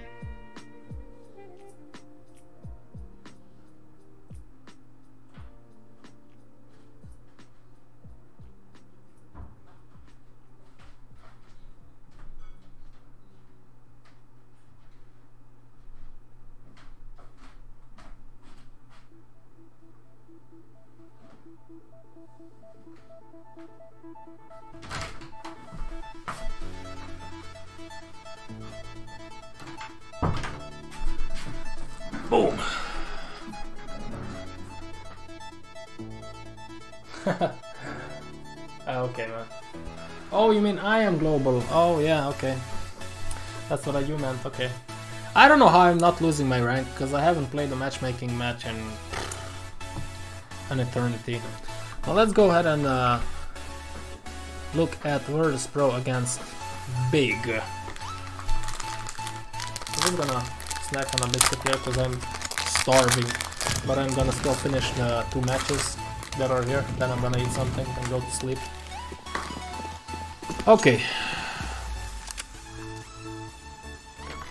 Let's go ahead and see what happens here. I mean, I already know what happens here, but let's see how it happens.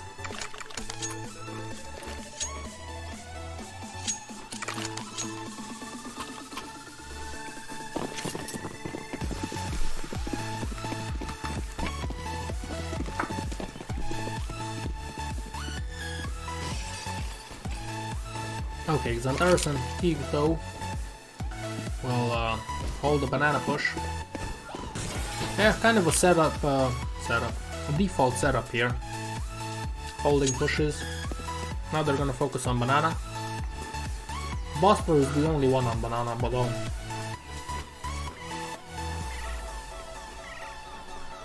Buster is gonna have to bust a few heads here if Virtus.Pro has any chance to win this pistol round. Because if they get Buster, then it's game over.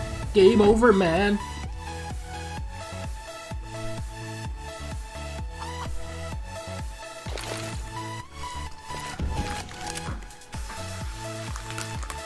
Oh man, the B site is wide open. Obviously they don't know, like the big guys don't know, but yeah. Buster gets one. Oh, that nade. Oh, that nade is... Holy moly. I did so much damage. Now, it's a 3-on-5 actually. It's gonna be hard defense for... Yeah, for Big. Oh, this is very important here. Okay, Sanji takes care of Tapsun, and that's it. Oh, wow. Talk about the retake. That's a retake.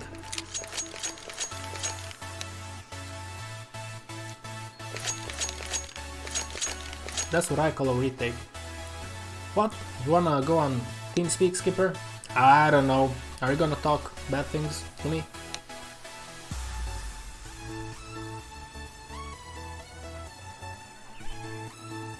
Man, that was a hands down. That was a good retake from Virtus.Pro. I'm guessing they practiced that because they only left Buster alone, and he was pretty comfortable with leaving the side, the B side, to defend in CT. So I'm guessing they practiced that a lot. So it worked out that time.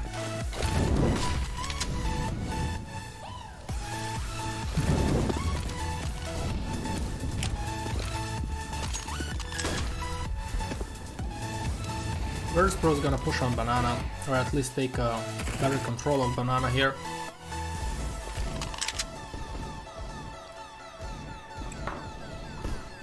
While Big has a somewhat default position here with some deagles. 4 deagles actually. Hoping to hit some shots.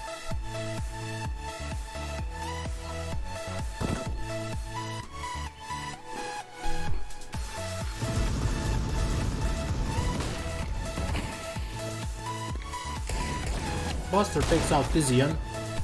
Now Thompson hits a nice shot there. See Sanji. Oh, Sanji, you're in trouble. Yeah. That's a tough spot to be if you're Sanji. It's a 3-on-2 though. They make very good use of those deagles. Like Buster is low HP. And now they plant the bomb, so that was a very good job from Big, even if they lose the round.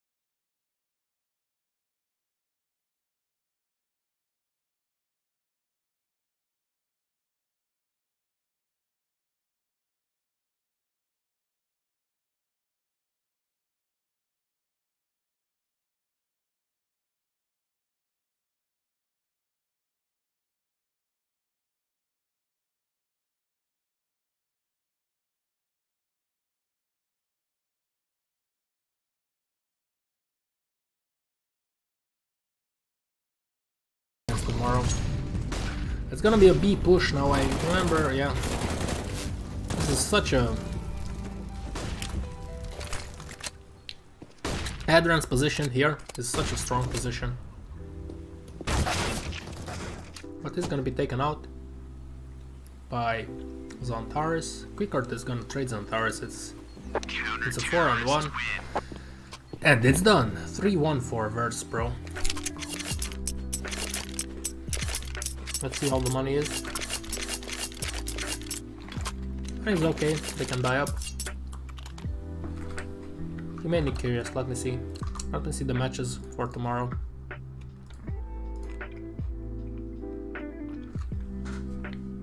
Oh, against Cloud9, Virtus.Pro. Sprout against Heroic. Oh, I don't think they're gonna play tomorrow because they won both matches. Yeah. So they have the day off.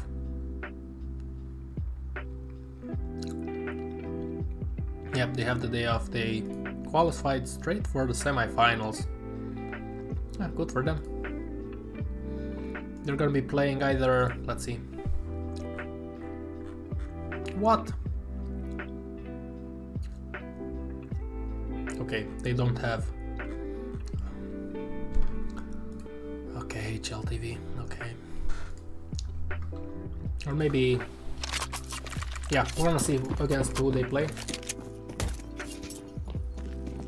Yeah, I agree. I agree with you, Skipper. I think they played with their tail between their legs today. They didn't do anything aggressive.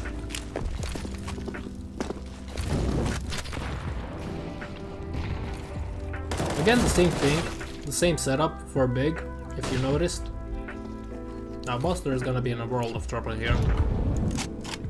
Manages to fall back here. But I think that's their setup. Keto, Siren and Thompson in this area, banana / mid area. Let me set up this shit. Yeah. So Keto, Siren and Thompson here, and then Xantares and Vision in this area. That's how they usually roll on the T side.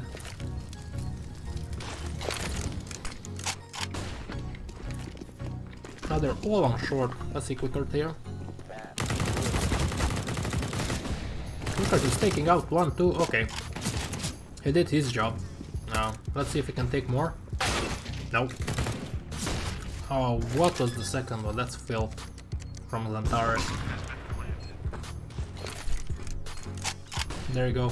Round over. I mean, it's a default position to spam in, even if there's smoke there. You know, somebody might be in library, so Xantares did the right thing. Bad. The timing was bad for Virtus.Pro. For Jame. It's not Jame time, looks like it.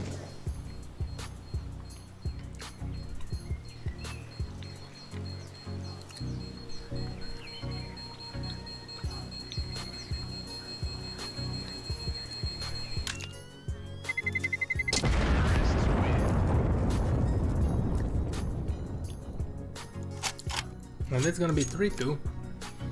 Round number 6 on the way to the Milky Way.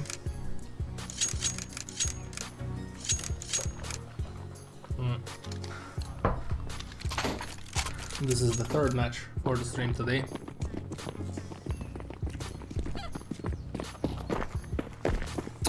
That I slept like shit. My neck is done. Okay, same setup, just that this time they're focusing more on the middle. Thompson and Siren. Sirson, sorry, Surson, whatever.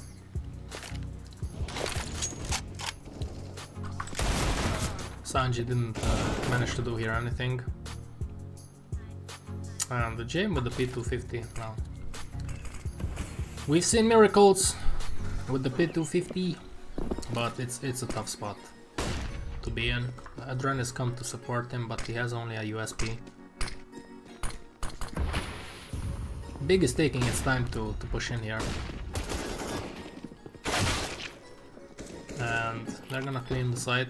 Let's see, Buster. Buster has an SG and the head armor, so that's something to take into consideration. He will focus on saving this, maybe go into the kitchen, cook some eggs. Yes, go, no, make a tea at least, Buster. Come on, open the fridge, do some eggs. That's what I'm gonna do after this.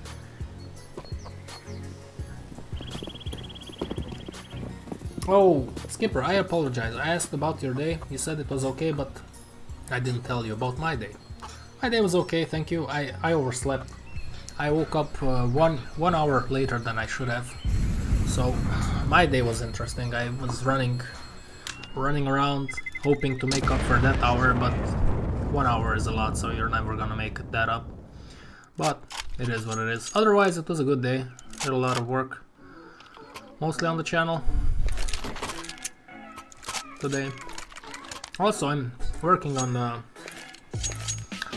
also working on making a YouTube channel with my dog. So that's oh my god, that's so much. I would like to do so many things, but I have so little time. Like I always say this to people, like I would love to have more than 24 hours in a day, but unfortunately, as we all know, that's hard to achieve, almost impossible, unless you have a time machine. Now the same setup here for Big. Kiro takes a nice nade under his buns, and it's the same slow game.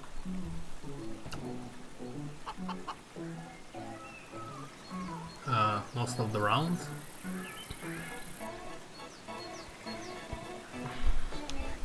It's gonna be very interesting. Thank you, Skipper. It's gonna be very interesting to see if when I'm gonna watch more and more demos, if I'm gonna notice patterns in teams. Like, is Big gonna do the same in other Infernal matches also, like with the same default? Because if I can observe them, then other players will and other teams will also observe them, and they will be able to manage. They will be able to do little pushes and flashes accordingly, you know. That's when things get interesting. But I'm gonna do more match analysis. Yeah, hopefully more people will show up on the stream for them. I'm gonna put them on YouTube anyway, so that's good. But for now, we have an intimate stream here, me and Skipper. Just so you know, Skipper was here when I was recording this, guys.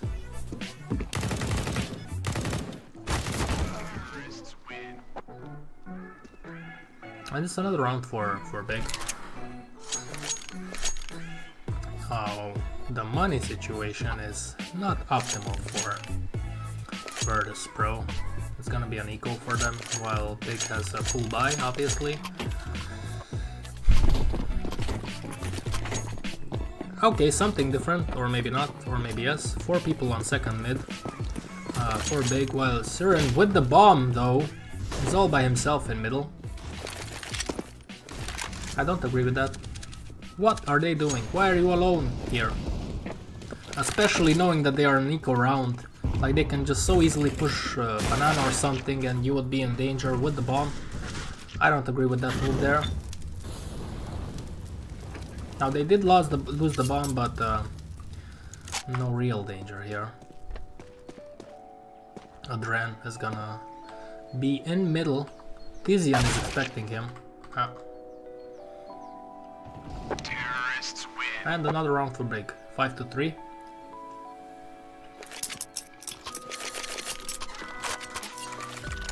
Both teams have a full buy.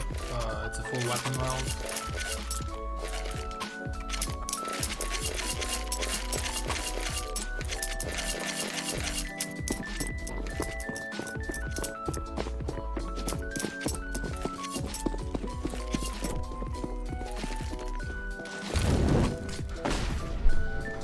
They're doing the same thing, except Xantares is not with Tizzy on this round. He is also on banana. He used some utility to make the banana control be easier for Big.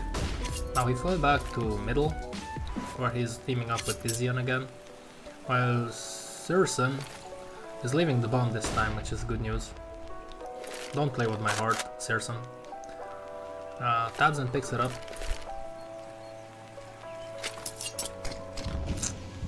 And it's gonna be an A push again, I think. Let's see if Jambo will actually show up in this game. Or will he just relax?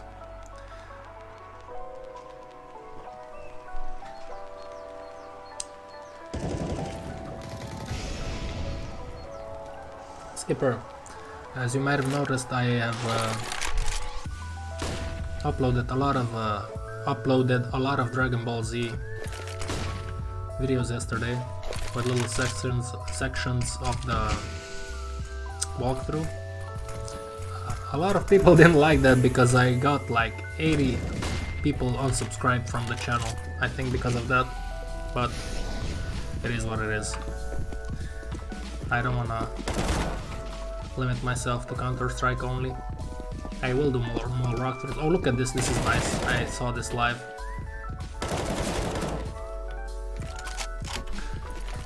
The little, like the timing on that little jiggle from Adren is perfect.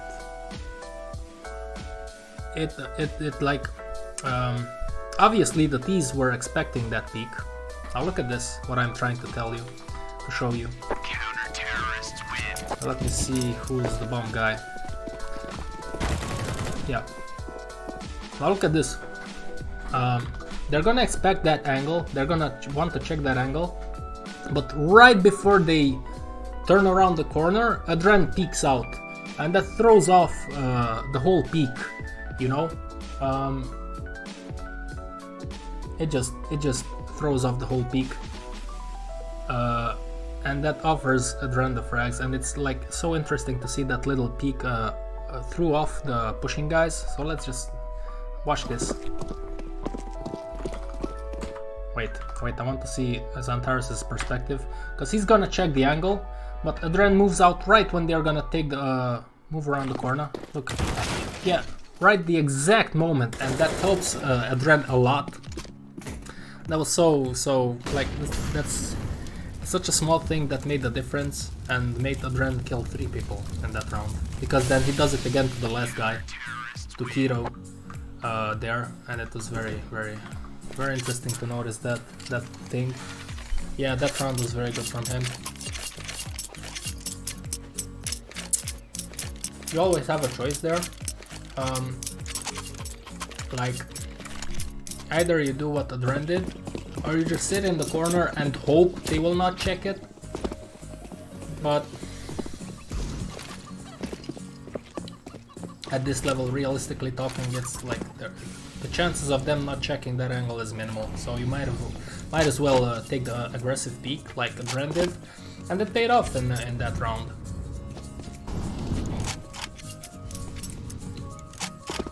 What a boss Adren is, still sticking around after so many years.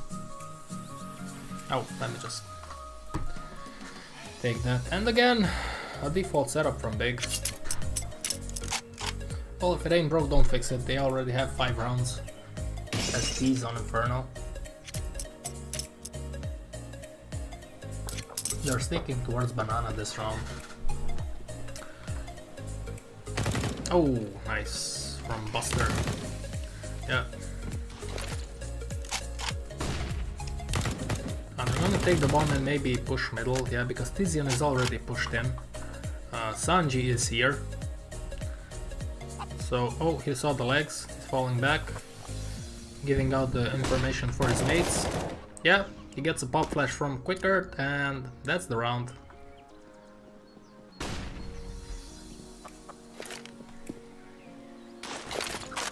Gotta say that knife looks nice, the Doppler. But the Talon knife Doppler, I think you could get the blue steel and it would still look the same in-game, and it's much cheaper. Just a little tip for you guys in case you are interested in buying that knife. Random fact. Yeah. Something like that, Skipper. So it's gonna be round number 5 for Virtus.Pro. It's 5-5. We're heading into round number 11. Tabsen calls for a tactical timeout. We're gonna fast forward because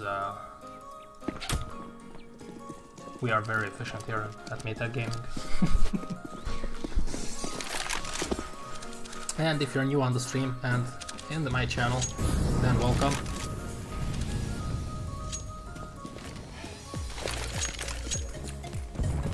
Now they switched it up a little bit. It wasn't the default from Big here.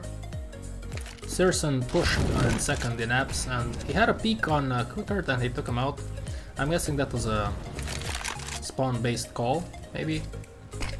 But I think there were like 2 rounds where Big didn't do their default, and this was one of them. Now back to the default. Tizian and Zantares towards mid-second, mid/apps, and the other 3 guys mid and banana. Now look at this. B is up for the take for Big, and they're gonna take it no problem. Virtus.Pro is focusing their defenses on A. Zantares trades. Oh, I remember this. Oh, I want to see this. I didn't see this. They didn't show our play of this in the live match. Apologize for that. Let's see the second shot. I want to see the second shot from Zantares.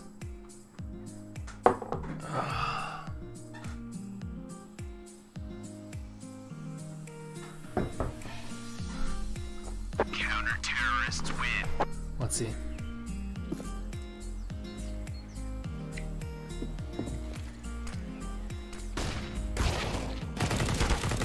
Oh. That was nice from Zantares, although Buster was... Yeah, the timing might have been off for him because of the first player that got taken out by Adren. And it's a 4-on-2, it's gonna be round number 6 for Big. And yeah, Virtus.Pro is gonna have enough money to buy. I don't know if they should push to steal the weapon from Virtus.Pro. Talking about Big, obviously, because they're not doing so well money-wise, but they would still have money to rebuy. But yeah, they're playing it safe as they should. That's the right call. It's gonna be 6-5 Big, and round number 12 here is gonna come up. Yeah, that's something. I mean, that's why they got Zantares to do those entries, right?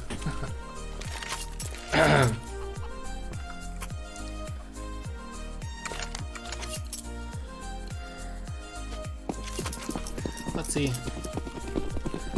Searson and Zantares second? No? Okay. Are they playing an aggressive banana maybe? Yeah, that's what they're gonna do. Quick control of banana. Let's see if Jane is gonna show up. Oh. He got... It's New Year's Eve at under James' bonds. Fireworks are going off, as you can see. Yeah, they made an aggressive push on banana just to take control of it. Now they're falling back towards middle. Adren is anticipating this, so that's why he's here. They surely heard the steps now, so Adren knows what's up. The players inside heard the steps in middle. Let's see if they're gonna fake it again, or just stick around here, because they did. Okay, they're throwing some nades here. They're executing, I think, in middle. Big. An interesting position for both of the players to be in the same spot. You definitely don't expect the same spot from the players. Yeah, they're dancing around in middle. Zantares, I'm guessing he's gonna, setting up a grenade. And this is gonna be the push right now. Push la bush. And I like it, you know, Sanji is sitting here for the flash, anticipating the flash while Kickert is peeking. That's a good setup if you're gonna do it. Everybody's going short now. This is where, yeah, that setup might help you or might break you, because losing 2 players pretty hard. Now Thompson has a very good spot here. It's a 3-on-3. Let's see if Virtus.Pro is gonna take. Oh, Thompson, come on. That's a lot of damage put on Buster by Thompson. Thompson is flashed out of his mind, but nobody's pushing him, so he's completely fine. And yeah, I think that's a decision to be made. They decided to save up.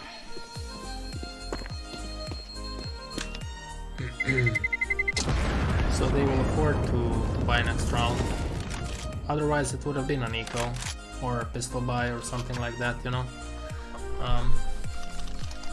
But this way they can buy.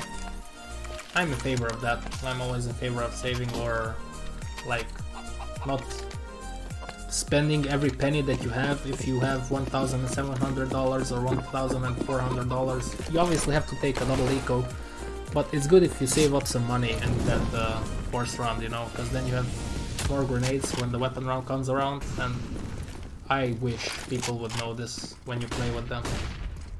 Nope. So it's gonna be an aggressive push in middle here, too long. Xantaros is an apps. Sanji is all by himself. Quickert, yeah, is taken out. Quickert kills one, but he's quickly traded out. Yeah, you didn't expect that from Big, and Virtus.Pro definitely got caught with their pants off by that strat.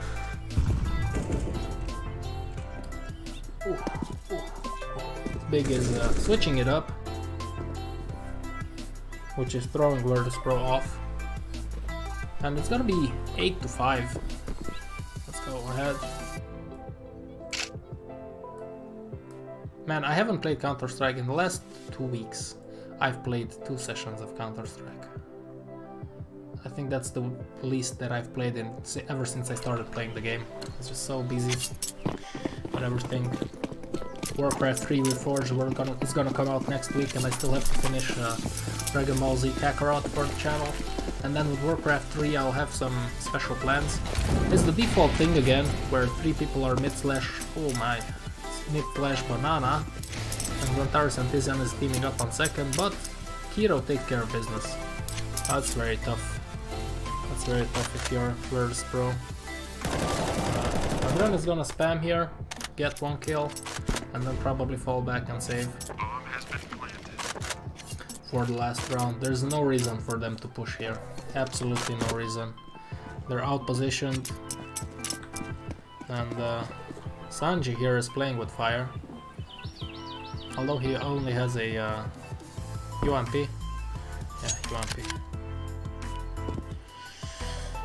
And Xantaros and Tizian is they are pushing slowly here, trying to steal the weapons from CTs, which is very smart at the moment. They have the money, and it's gonna be the last round after this, so this is gonna definitely hit them if they lose the weapons. But they're defending well. Tizian might get somebody. No, okay, he's not peeking. I don't know why he didn't peek. Even if he dies, they have enough money, more than enough money, to buy up in the next round. So let's go ahead and see number 15, round number 15, last round on this half. Yeah, the default, Tizian and Xantaros second. Tabzen will flash for banana. Keto is close to the logs. Now he's on the logs. They're working to take control on banana, and I feel like from what I've observed this whole half, I feel like Virtus.Pro is giving up banana very easily. They don't oppose Big too much, which is a shame. I think they should stick around and try to battle it out. Maybe it would have helped them get more rounds on this side, so who knows? We can only speculate.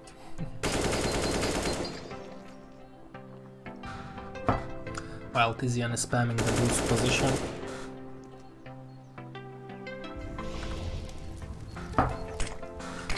Sanji here. Oh, that's unfortunate. That was a lineup, and they just cleaned the house. Although Virtus.Pro had 3 players here, they took care of them, and now like Jim and Quickard can't do too much. Serson is holding the angle. He he's hitting a nice shot with quicker. He saw James also, so maybe he's gonna repeat, maybe not. It depends. He can do it if he wants because it's the last round and it's a 5-on-1, so the last thing that you would like to be at this moment is James. James hits a nice shot. Maybe another one. No, didn't catch the other one. But it's a tough spot to be in. Can't ask much from him. Can't ask too much from him. And Tizia is gonna sneak it in. Yeah, let's fast forward.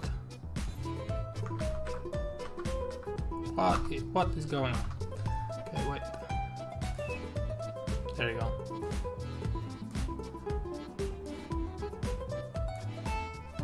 Let me just change this song. Jazz in Paris by Meteorite Productions. Okay, all of the songs that you listen here are copyright free, obviously. I don't want to get in trouble.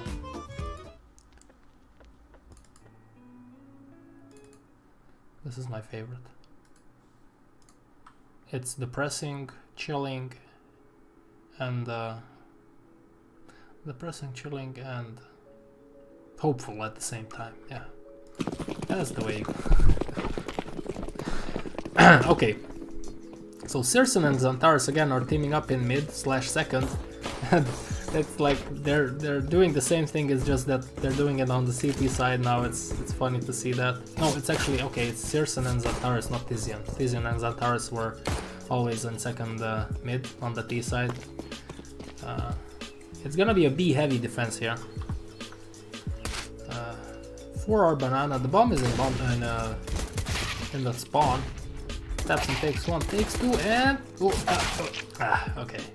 The dance was fatal for him, but it's a 3-on-3, which okay, it's a 2-on-3, which means that the odds are slightly even right now. Tizian is dancing, just peeking, and getting wrecked by James. Now James takes him out, but they're not rushing in. They're waiting, setting up the smokes. James will smoke ruins. I mean coffin, hot ruins, whatever you want to call it. Then he's gonna smoke CD with a smoke from his teammate or from the opposition. Now Xantares is close, but they're 1-on-1. I mean 1A, 1B. Now Xantares hears the double footstep and Circen will hurry up.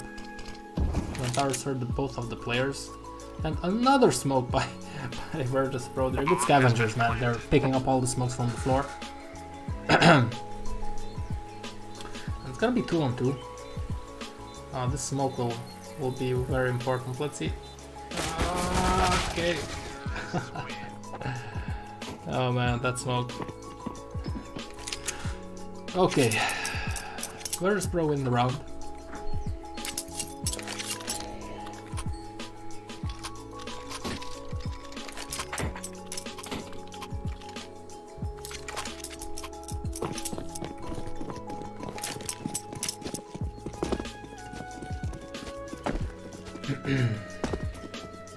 Big chooses to force in the second round. Tapsen and Kira will team up in B, while the rest of the gang will hold middle. Xantares is peeking around apps. Tizian is also holding apps. Xantares is peeking second mid, while Circen with the scout is middle. He spots a Dren again.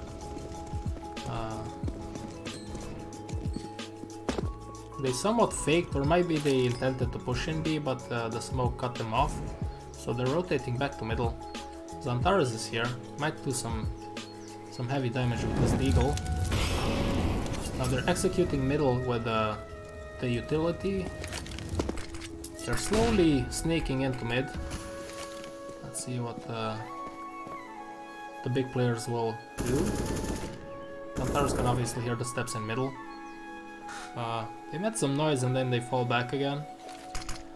I like how they, yeah, like look at Big, they don't buy the mid push, not one moment, and there are 3 guys in B.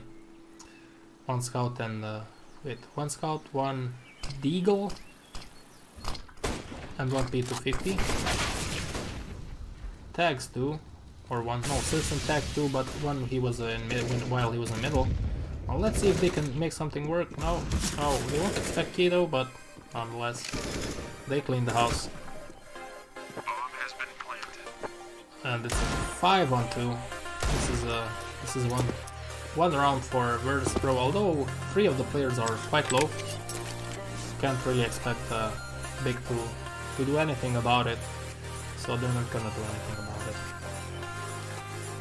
Another round for Virtus.Pro. I might come back here, although I kind of spoiled the surprise when I put up the UI tab every time. It sort of gives you an idea on where the game goes, but nonetheless, that's not the important part when I do these. Now, okay, they're gonna stack B. Let's see if they push out or they hide in the side. Okay, they opt to mostly hide on the side. Sappheiros is gonna be cheeky here with this positioning.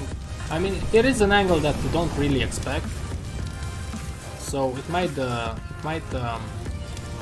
benefit him, help him get something. But here's the, yeah, you see, this is very smart from Sappheiros. It's a shame that he didn't catch anybody, but the move itself was very smart, because what he did was he heard the grenades, he heard the utility, so he instantly pushed out to maybe get a kill or two.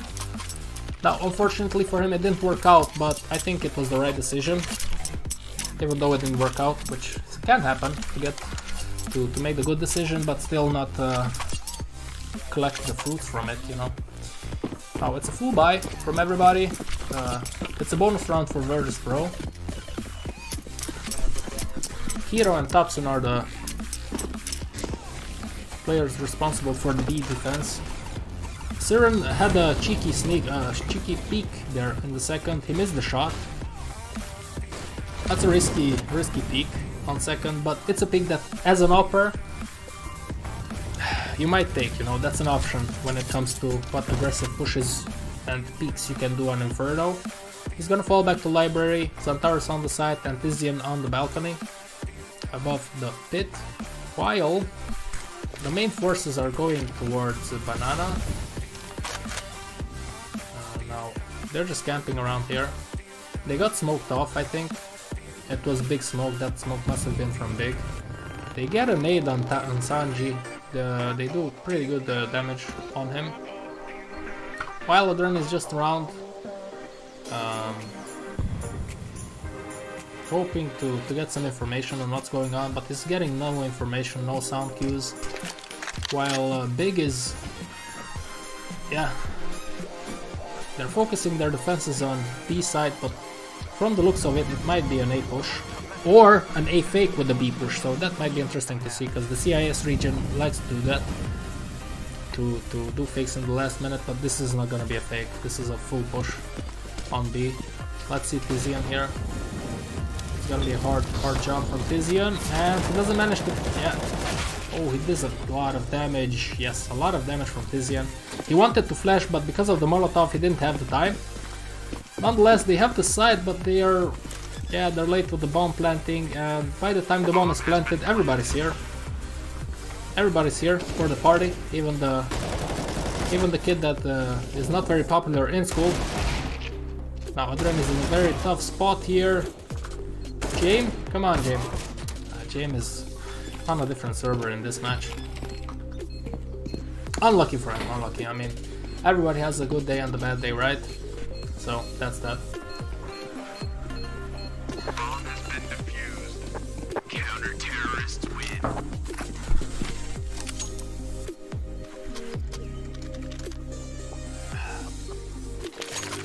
So 11-8. Round number 20 on the way. Everybody has buy. Everybody has buy. It's getting late, guys. Virtus.Pro with the full buy. Now Siren is holding the angle here. Let's see if he will peek. No, that's a very wise decision. It's very risky to peek in pit,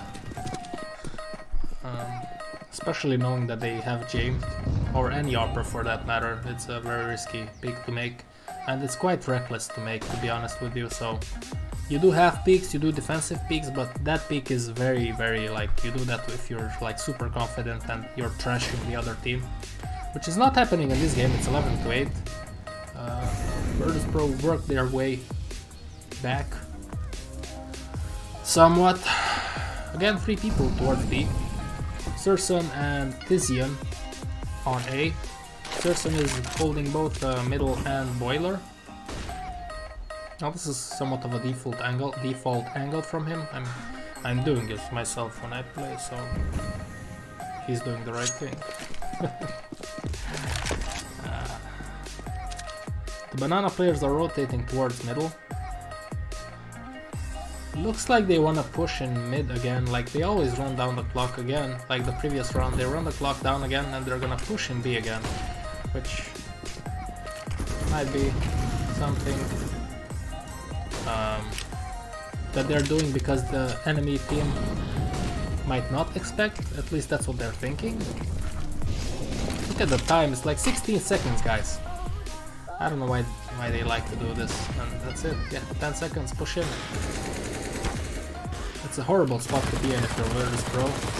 Tizian is not gonna hit the shot because the guy who planted the bomb, I think it was Quicker, he chose a wise angle, an off angle from the spray, from the default spray, and it's a chaos here, it's chaos. But taps and takes down the last two guys. Man, that was like, it's like watching Navi. When they run down back in the day, when they run down the clock and then just push in like in the last 15 seconds. I don't know. I mean, that's one style of playing the game, you know. Whether I agree with it or not, it's irrelevant. But I'm not a big fan of it, to be honest with you. I can see how it sometimes can be effective. I've played against teams that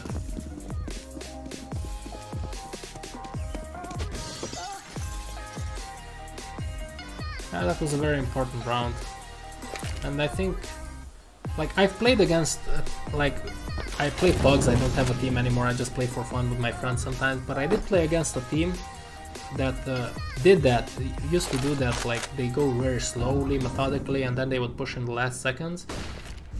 And if you don't know how to react to that, that can be very disheartening to play against.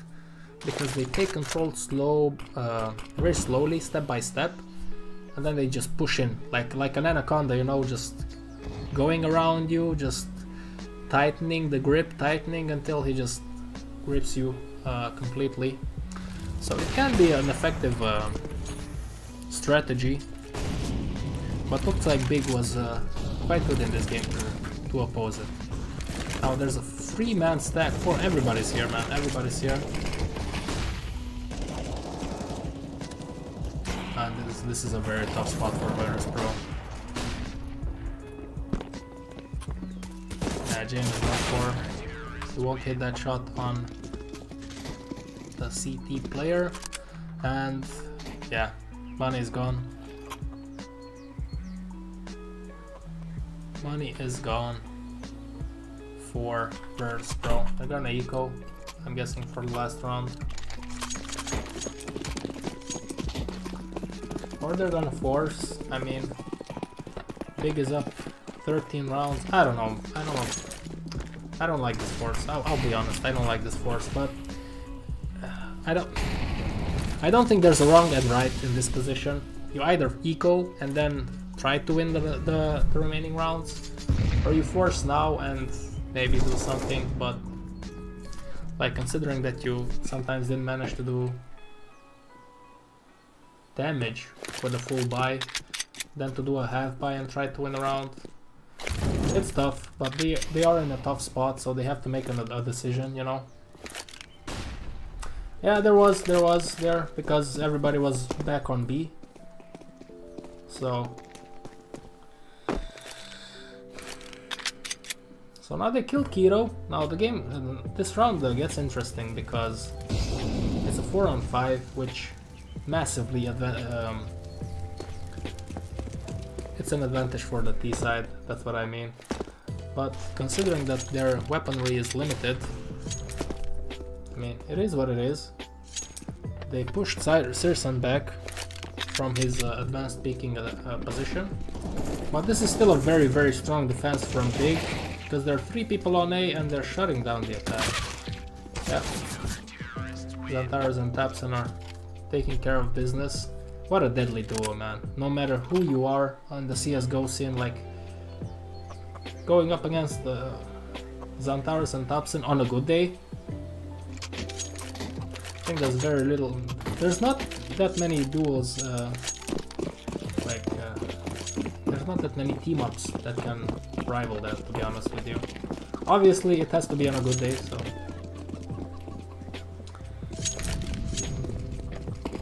So everybody's going second mid now. Like, look at this, Deagles and armor on some of the players, and it's 14. That's why I don't agree with that buy from the previous round, but that doesn't mean that they did the wrong thing there, because if they win the round, then they have a lot of leeway.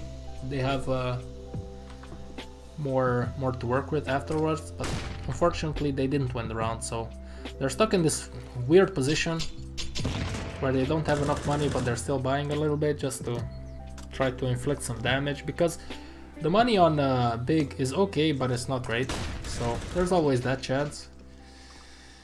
It's just not gonna be this time. Xantares is gonna be cleaning up 15-8, and we are heading into round number 24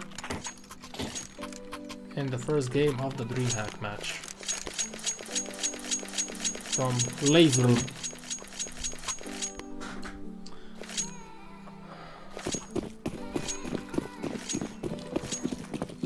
Yeah, goodbye for Virtus.Pro.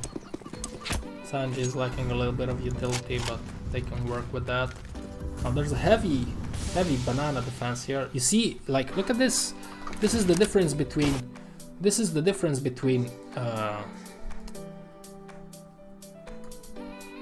Big's philosophy on how to play banana, and you saw what happened when Virtus.Pro were playing on SCT. They would just give up the banana control so easily, and I think that hurt them, because Big is taking control, is working on the control on banana. You know, they're not just giving up banana. You throw the deep smoke, then it gives you so much space here. You can just molly or nade or something like that, you know. And you don't give up the space so easily, you know, because the more you give up, the more space you give up, especially to a team like Virtus.Pro or Navi. The more space you give them, the more claustrophobic the map will feel for you. And I think this is the perfect strategy to do against teams like this. It's exactly what Big do. They just try to cut off positions from Virtus.Pro so that they don't get around you like an anaconda and then choke you out, you know. They don't even give you the chance to you get what I mean. English is my third language, guys. Chill out. Nonetheless, they do fall back from banana eventually, but there were 4 players initially there, using up all their utility, just throwing things at Virtus.Pro. And now we're back to a default setup: 3 on banana, 1 mid, 1 apps.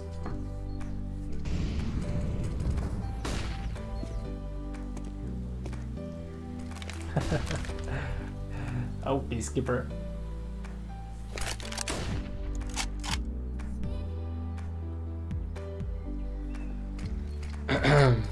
Now Hero is alone on B.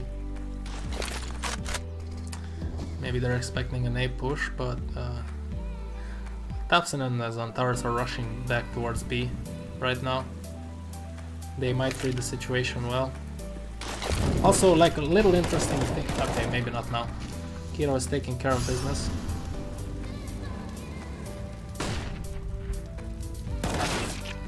Hero is down. Tapson. Okay. Xantares might. Yeah, and that's it. The thing that I wanted to tell you is, you saw that Xantares went all the way around. Oh, come on! Leave me the map. Xantares went all the way through CT spawn, because if you go on the alley and if you go fast, the T's can hear you. So just keep that in mind if you're not aware about that, guys. Okay. Oh, look at Hero here doing doing the nice movement there. Okay, big one. 16-9. I have already posted a POV on Tapsen from that match, so if you're interested in that, go and check it out. It was 16-8, sorry. A good game from Tapsen and Xantares, and no matter what team you are, if Tapsen and Xantares have a good day, then you're gonna have some trouble.